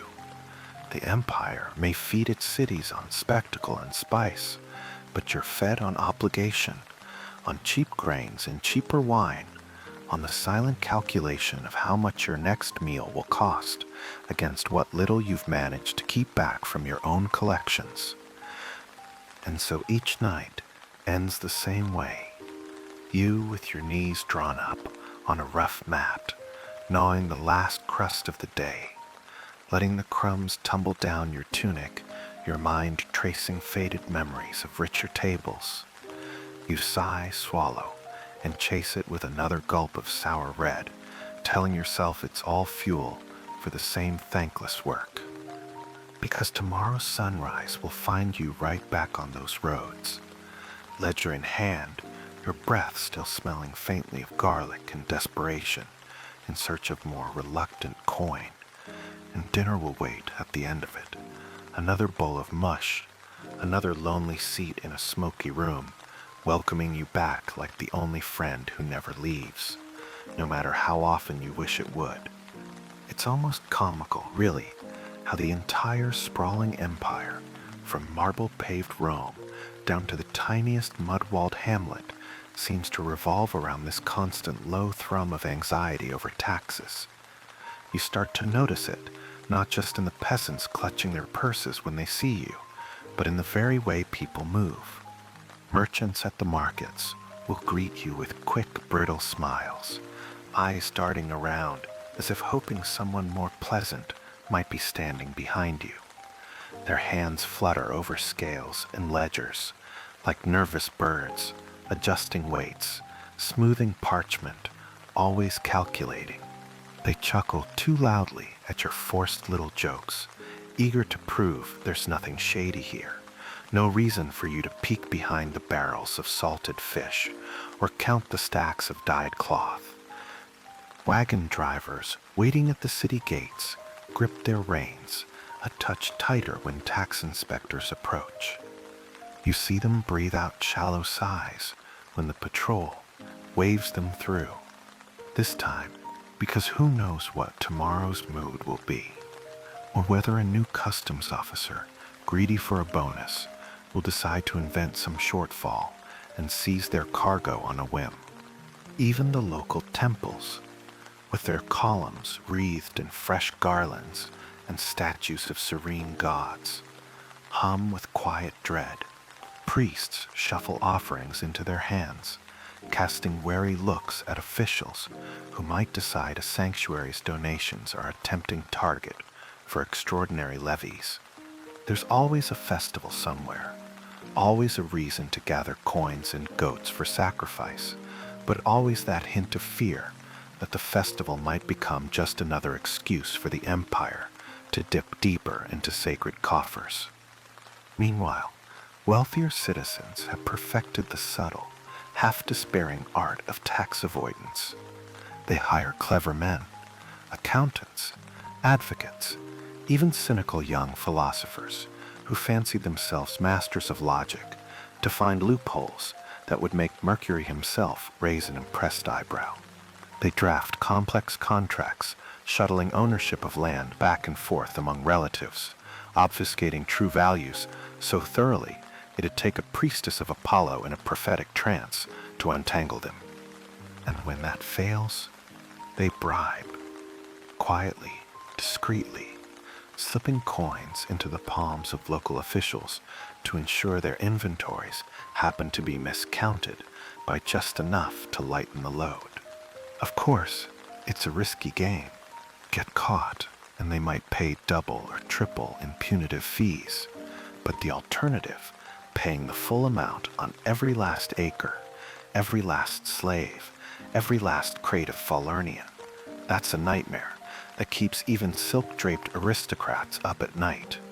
And all this elaborate sidestepping, wheeling, whispering, calculating, it's a kind of theater that never ends. It binds the whole empire together as surely as the famed Roman roads do, because that's what really funds Rome more than any conquest or plunder. It's the collective, grinding dread of ordinary people, rich, poor, and everyone in between, desperate to protect their tiny hordes from the great imperial maw. It's the way you see them hunch protectively over their goods when they notice your tunic and ledger, the way conversations drop off as you approach, like stones skidding to silence down a dry riverbed. And isn't it darkly funny how alike they all are? A peasant hiding 3 extra goats in a cousin's shed, a cloth merchant forgetting to mention an expensive shipment from Syria, a senator paying scribes to invent debts that never existed so he can cry poverty when the taxman comes knocking. Same fear, same scramble, just dressed up in finer togas or dirtier tunics.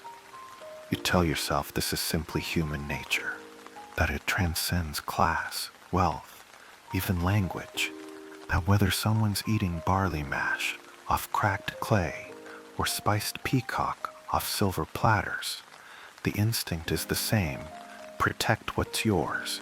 Keep the ledgers from creeping higher. Lie a little if you must. Bribe a little more if you can. Run if there's no other option. And maybe that's why you sometimes catch yourself smiling when a farmer spins you an obviously absurd tale like claiming a wolf carried off not one, not two, but 4 of his fattest sheep in a single night. Or when a merchant swears by every god on Olympus that his storeroom was struck by a sudden, highly selective mold that only consumed his most valuable bales of dyed linen. It's exasperating. It's dishonest. But in a crooked way, it's also oddly comforting. Because in those moments, you're all just flawed creatures trying to survive inside a system far bigger and more ravenous than any of you. You may be the official, the collector, the supposed enforcer, but you're also a fellow participant in this sprawling farce. And it's not like you're above suspicion either. There are whispers about tax agents padding their own pockets, cutting deals on the side, cooking figures to skim off a private hoard before sending the rest up the chain. The empire is a machine, sure, but it's greased with bribes, overlooked frauds, secret favors. Everyone knows it. No one ever says it too loudly. So the next time you stride into a town square and see all eyes flick nervously your way, some wary, some pleading, some quietly defiant, you nod with a private recognition. You're all bound by the same invisible cords of fear and cunning, all dancers in the same anxious masquerade. It's not exactly noble, not exactly glorious, but it is profoundly Roman, in that peculiar pragmatic way this empire has always been. Keep the facade polished, keep the coins flowing, keep the real panic hidden under polite smiles. And you record it all. Not just the debts and dues, but the subtle little tells in each face, the way they stiffen, the quick half-lies, the sheepish confessions when cornered. Your wax tablet becomes less a tax record and more a ledger of collective human frailty. It almost makes you wonder if the empire ever does fall. Will it be because of foreign armies breaching the walls? Or will it simply starve from within, choked by all these small evasions, these desperate little conspiracies against the ever-hungry tax collector? But that's not your concern. Your job is to keep walking, keep tallying, keep feeding the beast, even if, deep down, you're just another one of its trembling meals. You'd think, with so much misery swirling around taxes, yours and everyone else's, there wouldn't be room for anything like humor. But oh, how wrong you'd be, because it turns out that even under Rome's heavy heel, people find ways to laugh. Maybe they must, to keep from clawing their own faces off in frustration. And the favorite butt of the joke? Naturally, that would be you. You start to notice it carved into the very stones of the empire, on crumbling walls, scratched by idle hands with bits of iron or sharpened sticks, are little caricatures. Here's one of a tax collector with a donkey's head, ledger balanced absurdly on its long ears, tongue lolling out like he's too stupid to count past 10. Over there's a stick figure stooping under an enormous sack labeled taxe, while tiny figures poke him with pitchforks and gleeful grins. In taverns, half the entertainment seems to revolve around mocking your profession. Minstrels pluck their lutes and launch into bawdy little songs about the poor taxman's wife, forever alone because he's too busy counting goats to warm her bed. The room howls with laughter. Tankards slam tables. Someone inevitably points at you, whether or not the song was actually aimed your way.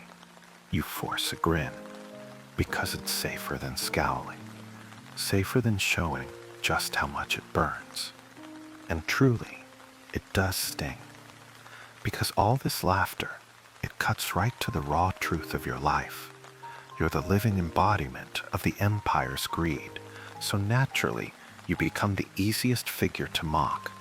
Safer to joke about the taxman's drooping purse or sour breath than to admit they're terrified of what that stylus of yours might decide about their future. Even official poets pile on. Juvenal again, always eager to sharpen his pen on soft flesh, sneered at how tax collectors pry into every nook and cranny of honest men's lives, leaving them so stripped they might as well walk home in their sandals alone. His words ripple out through Rome's educated circles, repeated in smoky dining rooms by patricians who've never had to haul their own accounts to your desk without a paid steward to smooth things over. Sometimes you hear little children chanting insults as you pass sing-song rhymes. Their mothers surely taught them. They trail behind you like tiny mocking furies, pointing and giggling, eyes bright with a special cruelty only the very young seem to possess. Other times, it's subtler, sly, like the merchant who pours your wine a little too full, then smirks. For your many burdens, may they soon be someone else's problem, eh? Or the weaver who greets you with elaborate courtesy, bowing so low he nearly tips over, only to turn away and share a wink with her apprentice. And what can you do? Arrest them all for disrespect? Seize their goats because your pride got pinched? Hardly. The empire doesn't pay you to nurse your feelings. It pays you to keep the coin flowing. So you develop a strange relationship with their jokes. Sometimes on your better days, you even let yourself chuckle, because there's something almost tender in how universal this mockery is. Rich or poor, urban or rural, Roman or half-barbarian Gaul, they all make the same jabs. They all need the relief of laughing at the person who stands between them and another year's worth of worry. And in a sideways way, it does humanize you. A man they can ridicule is a man they might not stab. Better to be the donkey-headed buffoon on their walls than the faceless monster who haunts their sleep. You've even learned to weaponize it yourself.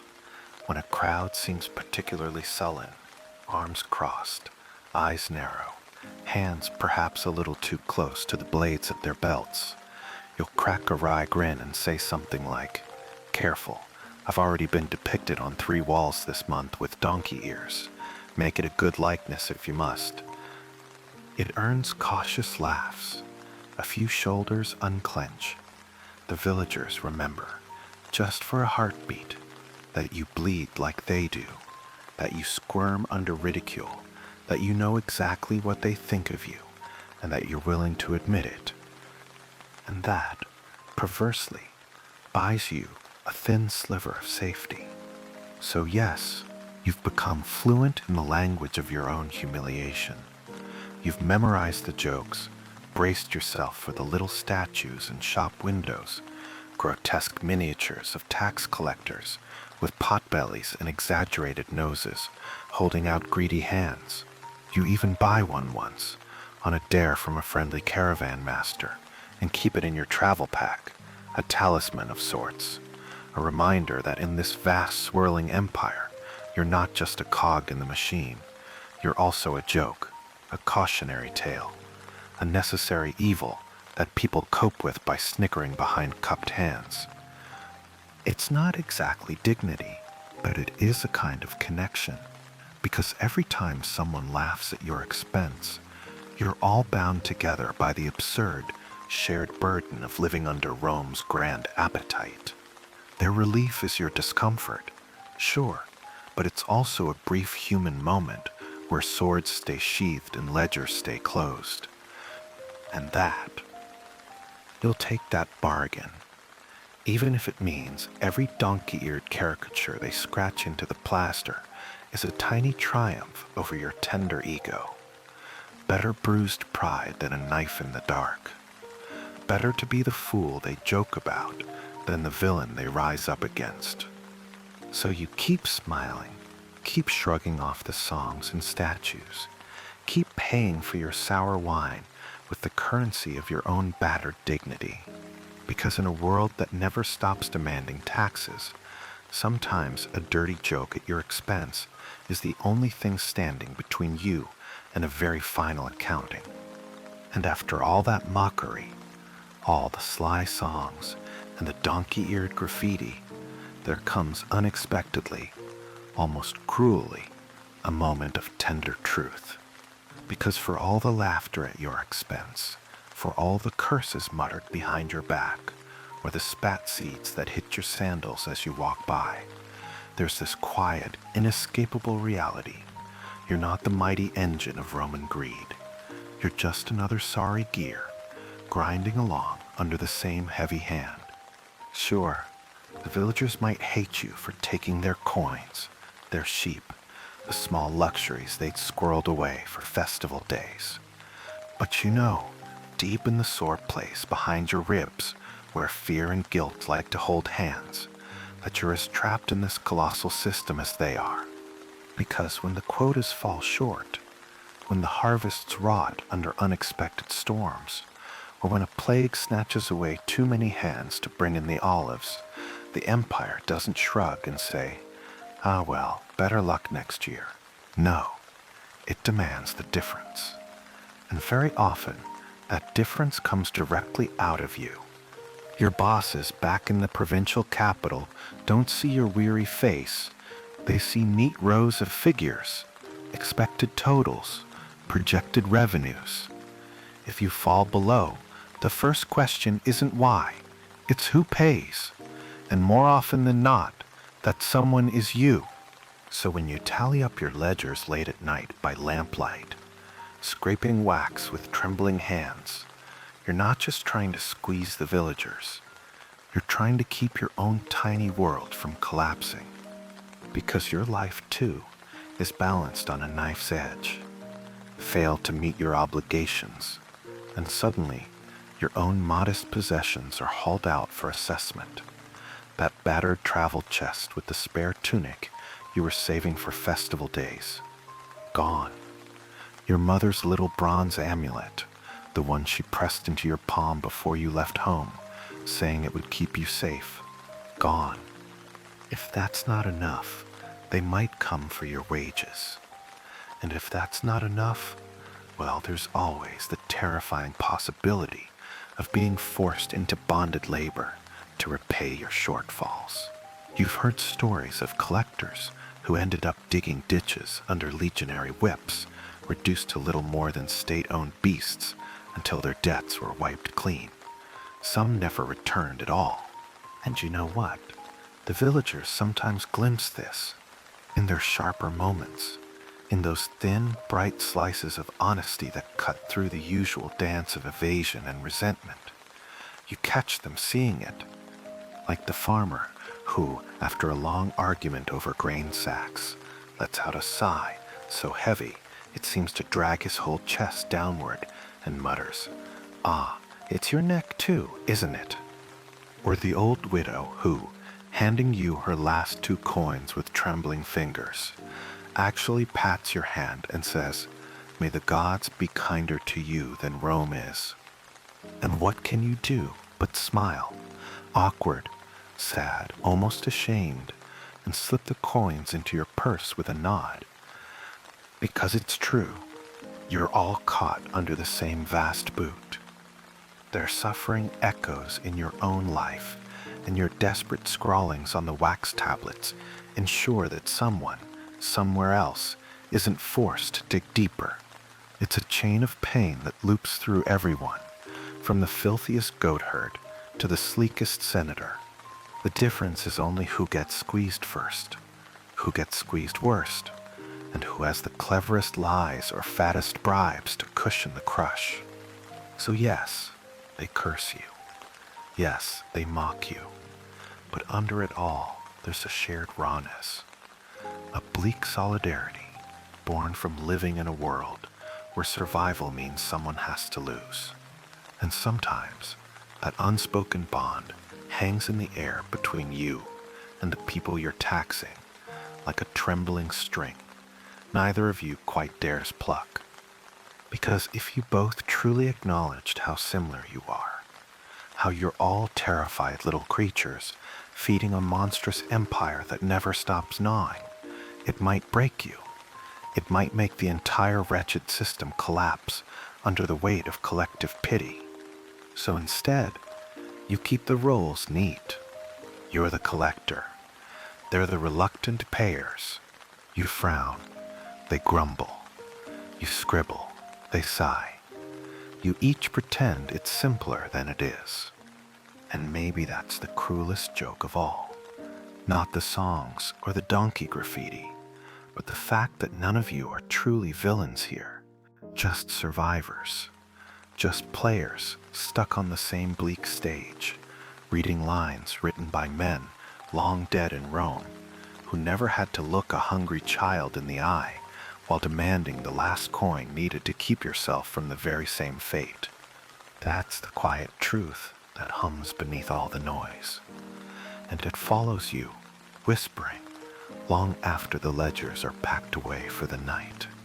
Still, on some nights, despite all your careful efforts to stay numb, to keep your mind wrapped tightly around quotas and fines, that nagging little voice inside you won't shut up.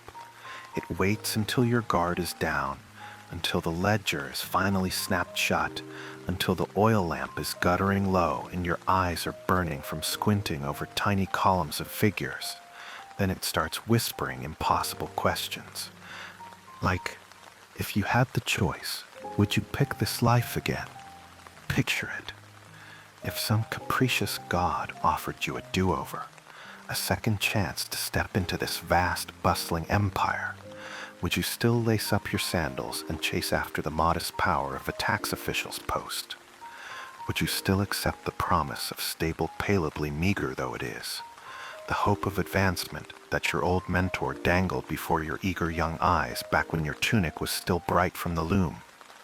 Or would you trade it all to be on the other side?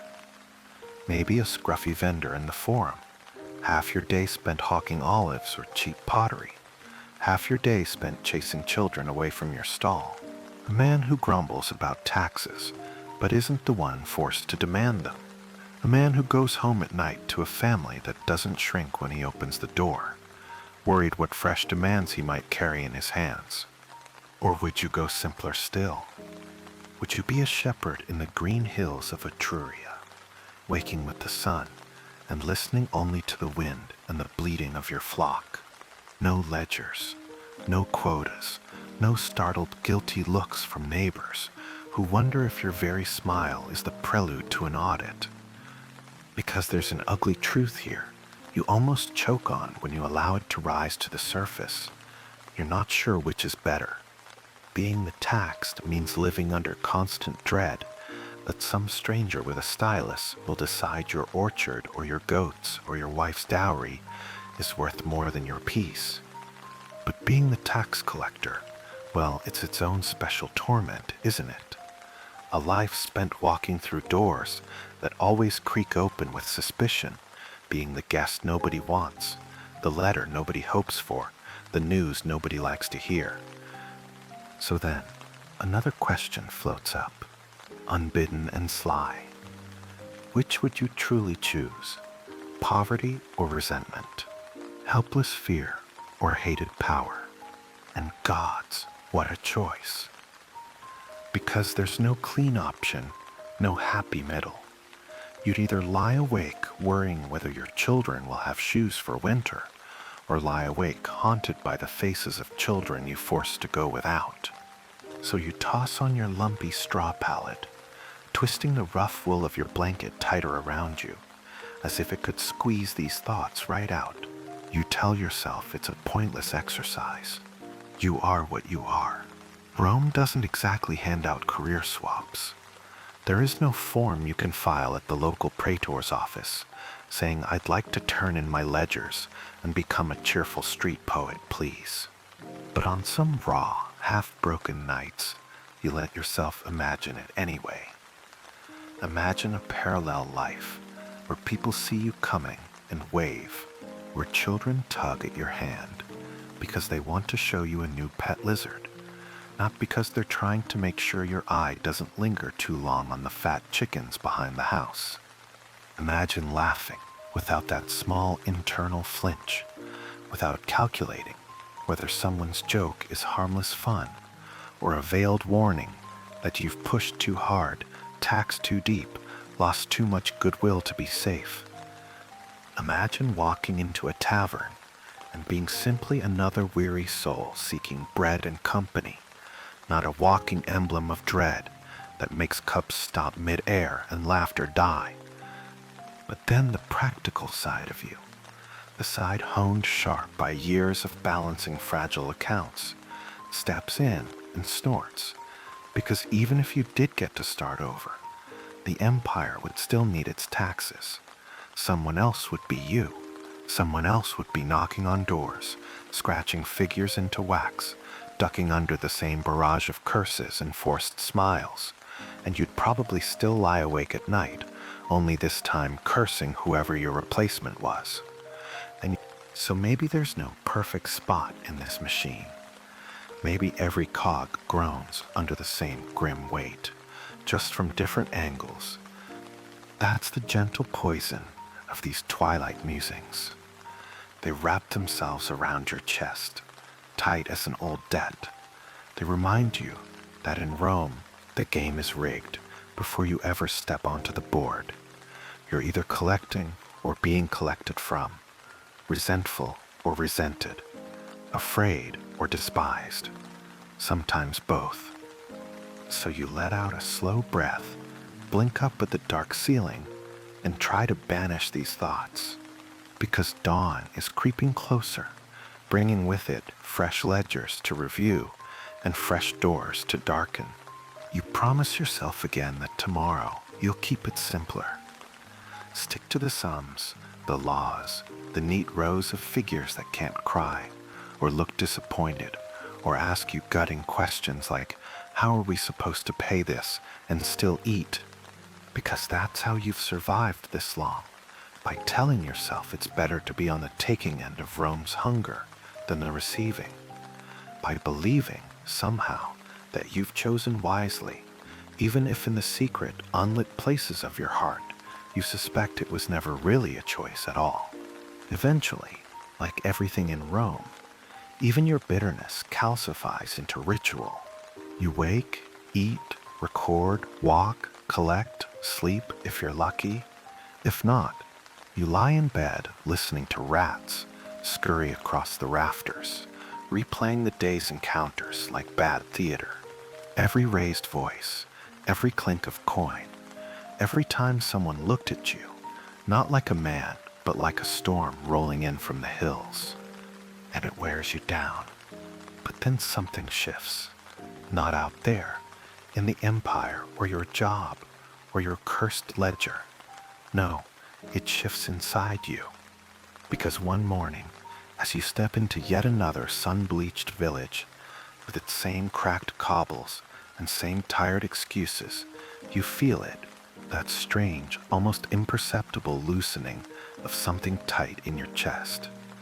Not peace, that's too strong a word, more like resignation's quieter cousin, a softness that isn't surrender, but something close.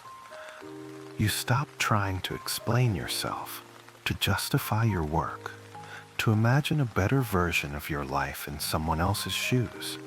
You just do it. You do it like a carpenter sands wood, like a butcher sharpens knives, like a dog returns to its chain, not out of joy, not even out of obligation, but because that's the rhythm your feet have learned, and it's easier to walk than stand still. And this is where the oddest thing happens. You begin to see others more clearly, not as walking coin purses, not as threats or whiners or schemers, but as people doing their own weary dances beneath the weight of this same monstrous empire. The farmer you once dismissed as miserly, you notice how his hands shake when he ties bundles of wheat, the quiet tenderness in the way he cuts the last apple in half for his son, the merchant who always haggles too hard. You hear the tightness in his voice when he talks about a sick wife. Even the priest who once lectured you about Roman excess now looks more like a tired man, desperate to keep a roof over his temple's leaky atrium. You start catching glimpses of your own face in theirs. Not literally, gods forbid, but in the small flinches, the rehearsed pleasantries, the weary sighs, the little masks everyone wears, so they can get through the day without collapsing into pure, unfiltered despair. It doesn't change what you do. You still collect, still scratch tallies, still knock on doors, but something in the way you carry yourself begins to shift. You talk a little softer, stay a little longer to listen. Maybe you let someone pay in 2 installments instead of 1. Maybe you overlook a missing goat or 2, just this once, not out of guilt, but out of understanding. No one thanks you for it. Of course not. That would ruin the illusion. You're still the tax man, still the unwanted visitor. But sometimes, when you nod and walk away without taking everything, someone closes their door a little more gently behind you. And in those moments, you feel something unexpected, a strange, fleeting warmth that sits where your resentment used to be. Not pride, not quite, more like relief, like you're human again, if only for an hour. Because the empire may grind on, swallowing provinces and puking up statues, but in these quiet acts of mercy, you steal back slivers of yourself, slivers no official can seize, no audit can penalize. And so, you keep walking, not because you believe in the system, not because you love the work, but because, somehow, through the drudgery and disdain, you've found a way to slip little pieces of kindness into the machinery, a soft hand here, a patient ear there. Nothing grand, nothing heroic, just small mercies. And in Rome, where everything is measured in weight, worth, and what you can wring from another man's labor, that might be the closest thing to freedom you'll ever know. And so, with all these hard-earned little insights rattling around in your skull, you find yourself drifting into a peculiar, almost tender kind of philosophy. It happens late at night, mostly when the moon is thin as a sickle and the streets outside your rented room have gone so still you can hear your own pulse in your ears. Maybe it's the sour wine. Maybe it's the soft creak of the wooden walls that makes it feel like the world is breathing alongside you. But in these moments, you start to think beyond ledgers and quotas and the aching arches of your feet. You start to think about people and time and how absurdly fragile this grand empire really is when you strip away its swagger. Because look at it, all these stone forums and triumphal arches, all the pomp of magistrates in bright togas, all the snarling eagles atop standards carried through 1,000 conquered cities, and beneath it all, it's just men and women like you, haggling, hiding, hoping, laughing a little too loudly at jokes because it's either that or sob. You've spent so long measuring everything by weight and count, so many sheep, so many amphorae, so many silver coins that jingle into your purse, only to spill back out again in bribes and meals and debts.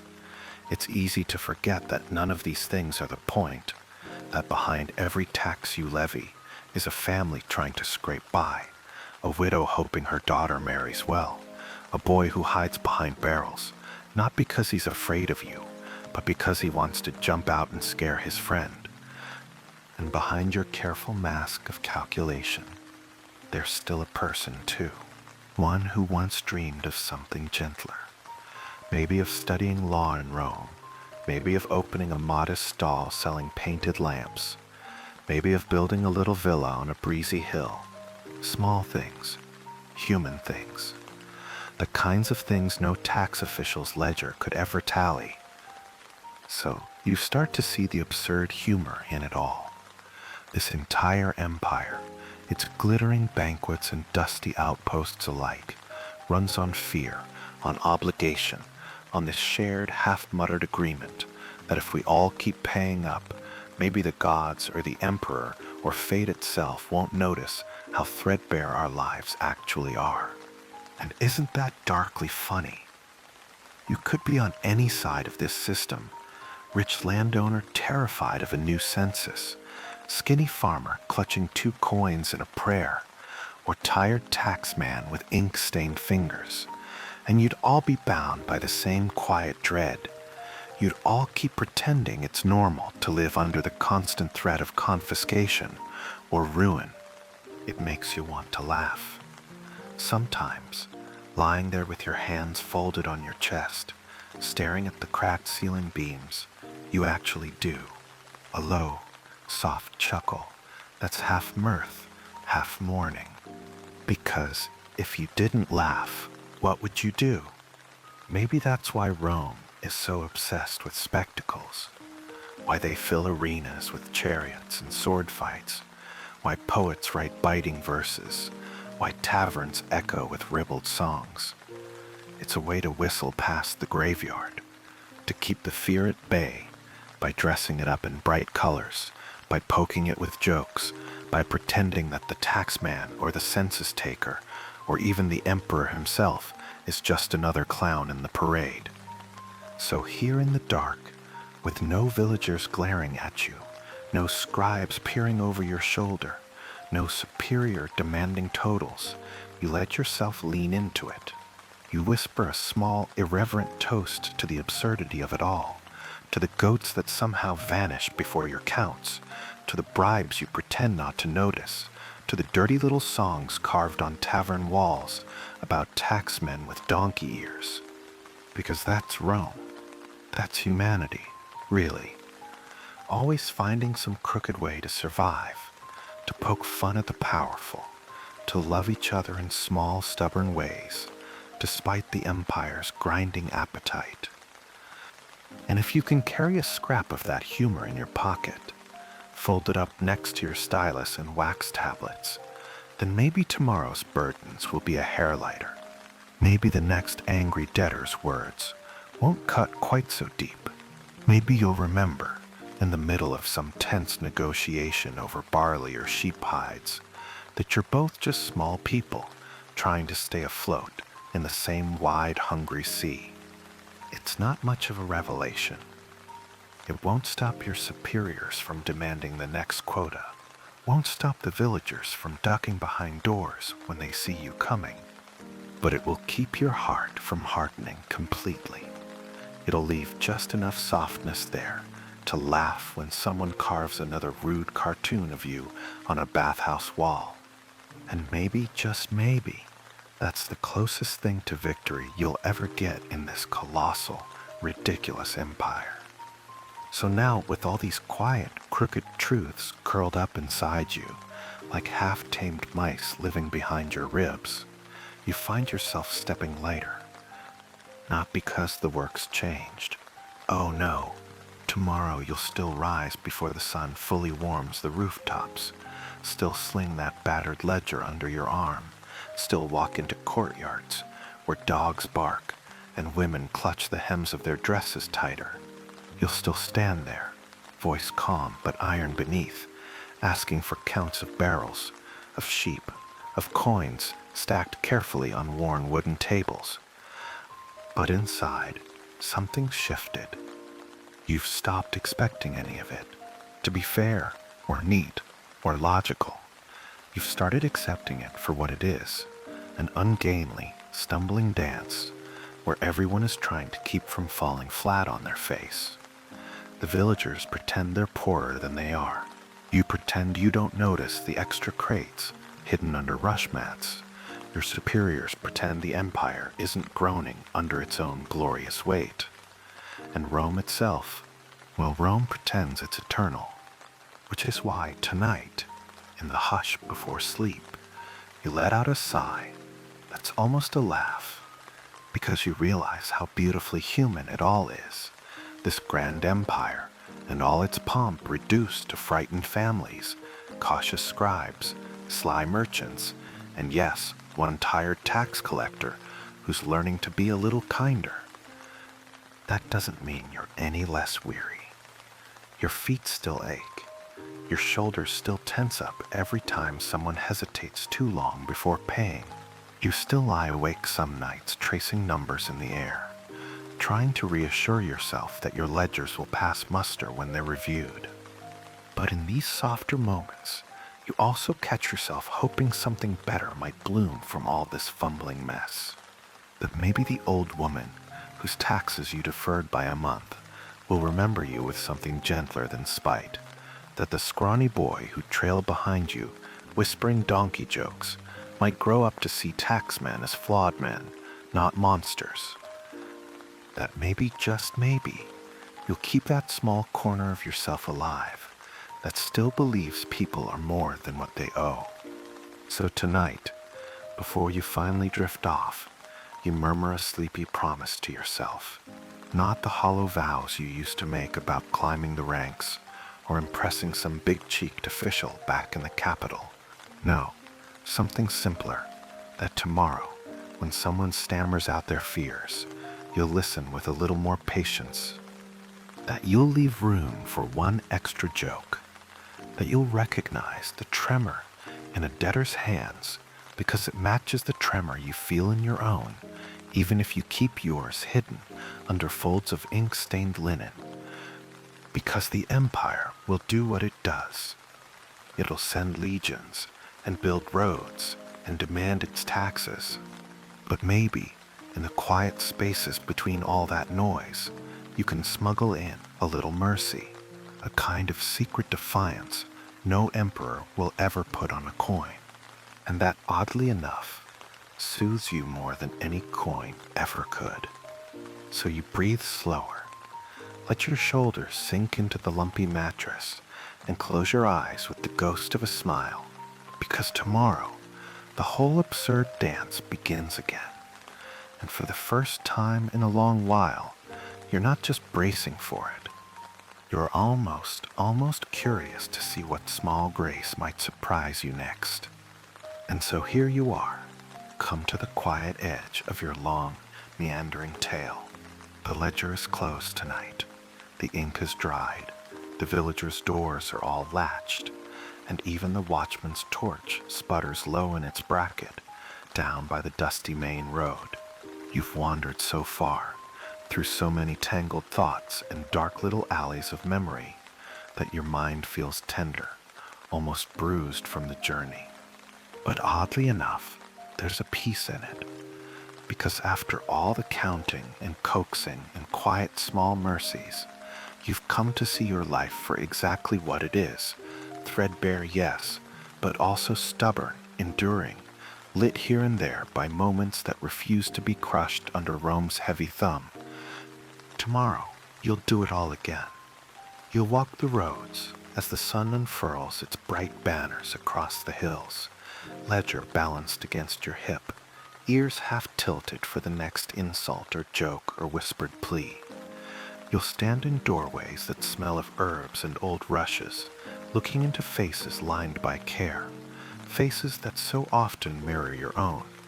You'll weigh out olives, scratch down goat counts, tap the stylus against your chin, while pretending not to notice the worried way someone's child clings to their sleeve. But tonight, none of that presses quite so hard, because in this gentle hour, when even the empire's appetites seem to doze, you remember the small kindnesses that stitched your days together. A shy loaf of honey bread pressed into your hands by a guilt-ridden debtor, a wink from a jaded merchant who teased that the only difference between him and you was that you carry a stylus while he carries a scale, a rough stable boy who patted your mule's flank with unexpected tenderness, then grinned like you'd shared a private joke. All of it weaves into a soft net that catches your weary heart. Because in the end, that's all any of you really are. Frightened creatures trying to guard tiny pools of warmth against the cold, hungry breath of the world. Even Rome, for all its marble grandeur, is just a collection of trembling souls hoping tomorrow's tax won't swallow the last bit of their laughter. And so, as you settle deeper into your narrow bed, you let out a slow, almost silent sigh. It's a sound that says, I am still here. I have done what I could. Tomorrow will come, and I will meet it when it does. Now, if your eyes are already drifting closed, that's perfectly fine. Let them. Let your breaths fall into a gentle rhythm, soft and slow. Feel how the air fills your chest, then leaves again, carrying away the dust of Roman roads and the worried creases from countless village thresholds. In and out, and out. Maybe tomorrow you'll wander these streets again, or maybe your dreams will carry you somewhere simpler. A sunlit orchard with no ledgers, only the hush of wind and the leaves, the faint laughter of children playing far off. For now, though, there's nothing more you must do.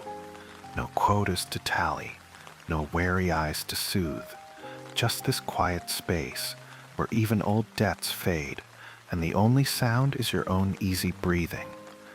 So breathe in, hold for a tender moment, then sigh it away. Feel your body grow heavier. Feel the weight of all these stories slide from your shoulders, and let yourself slip, at last, into a deep, gentle sleep.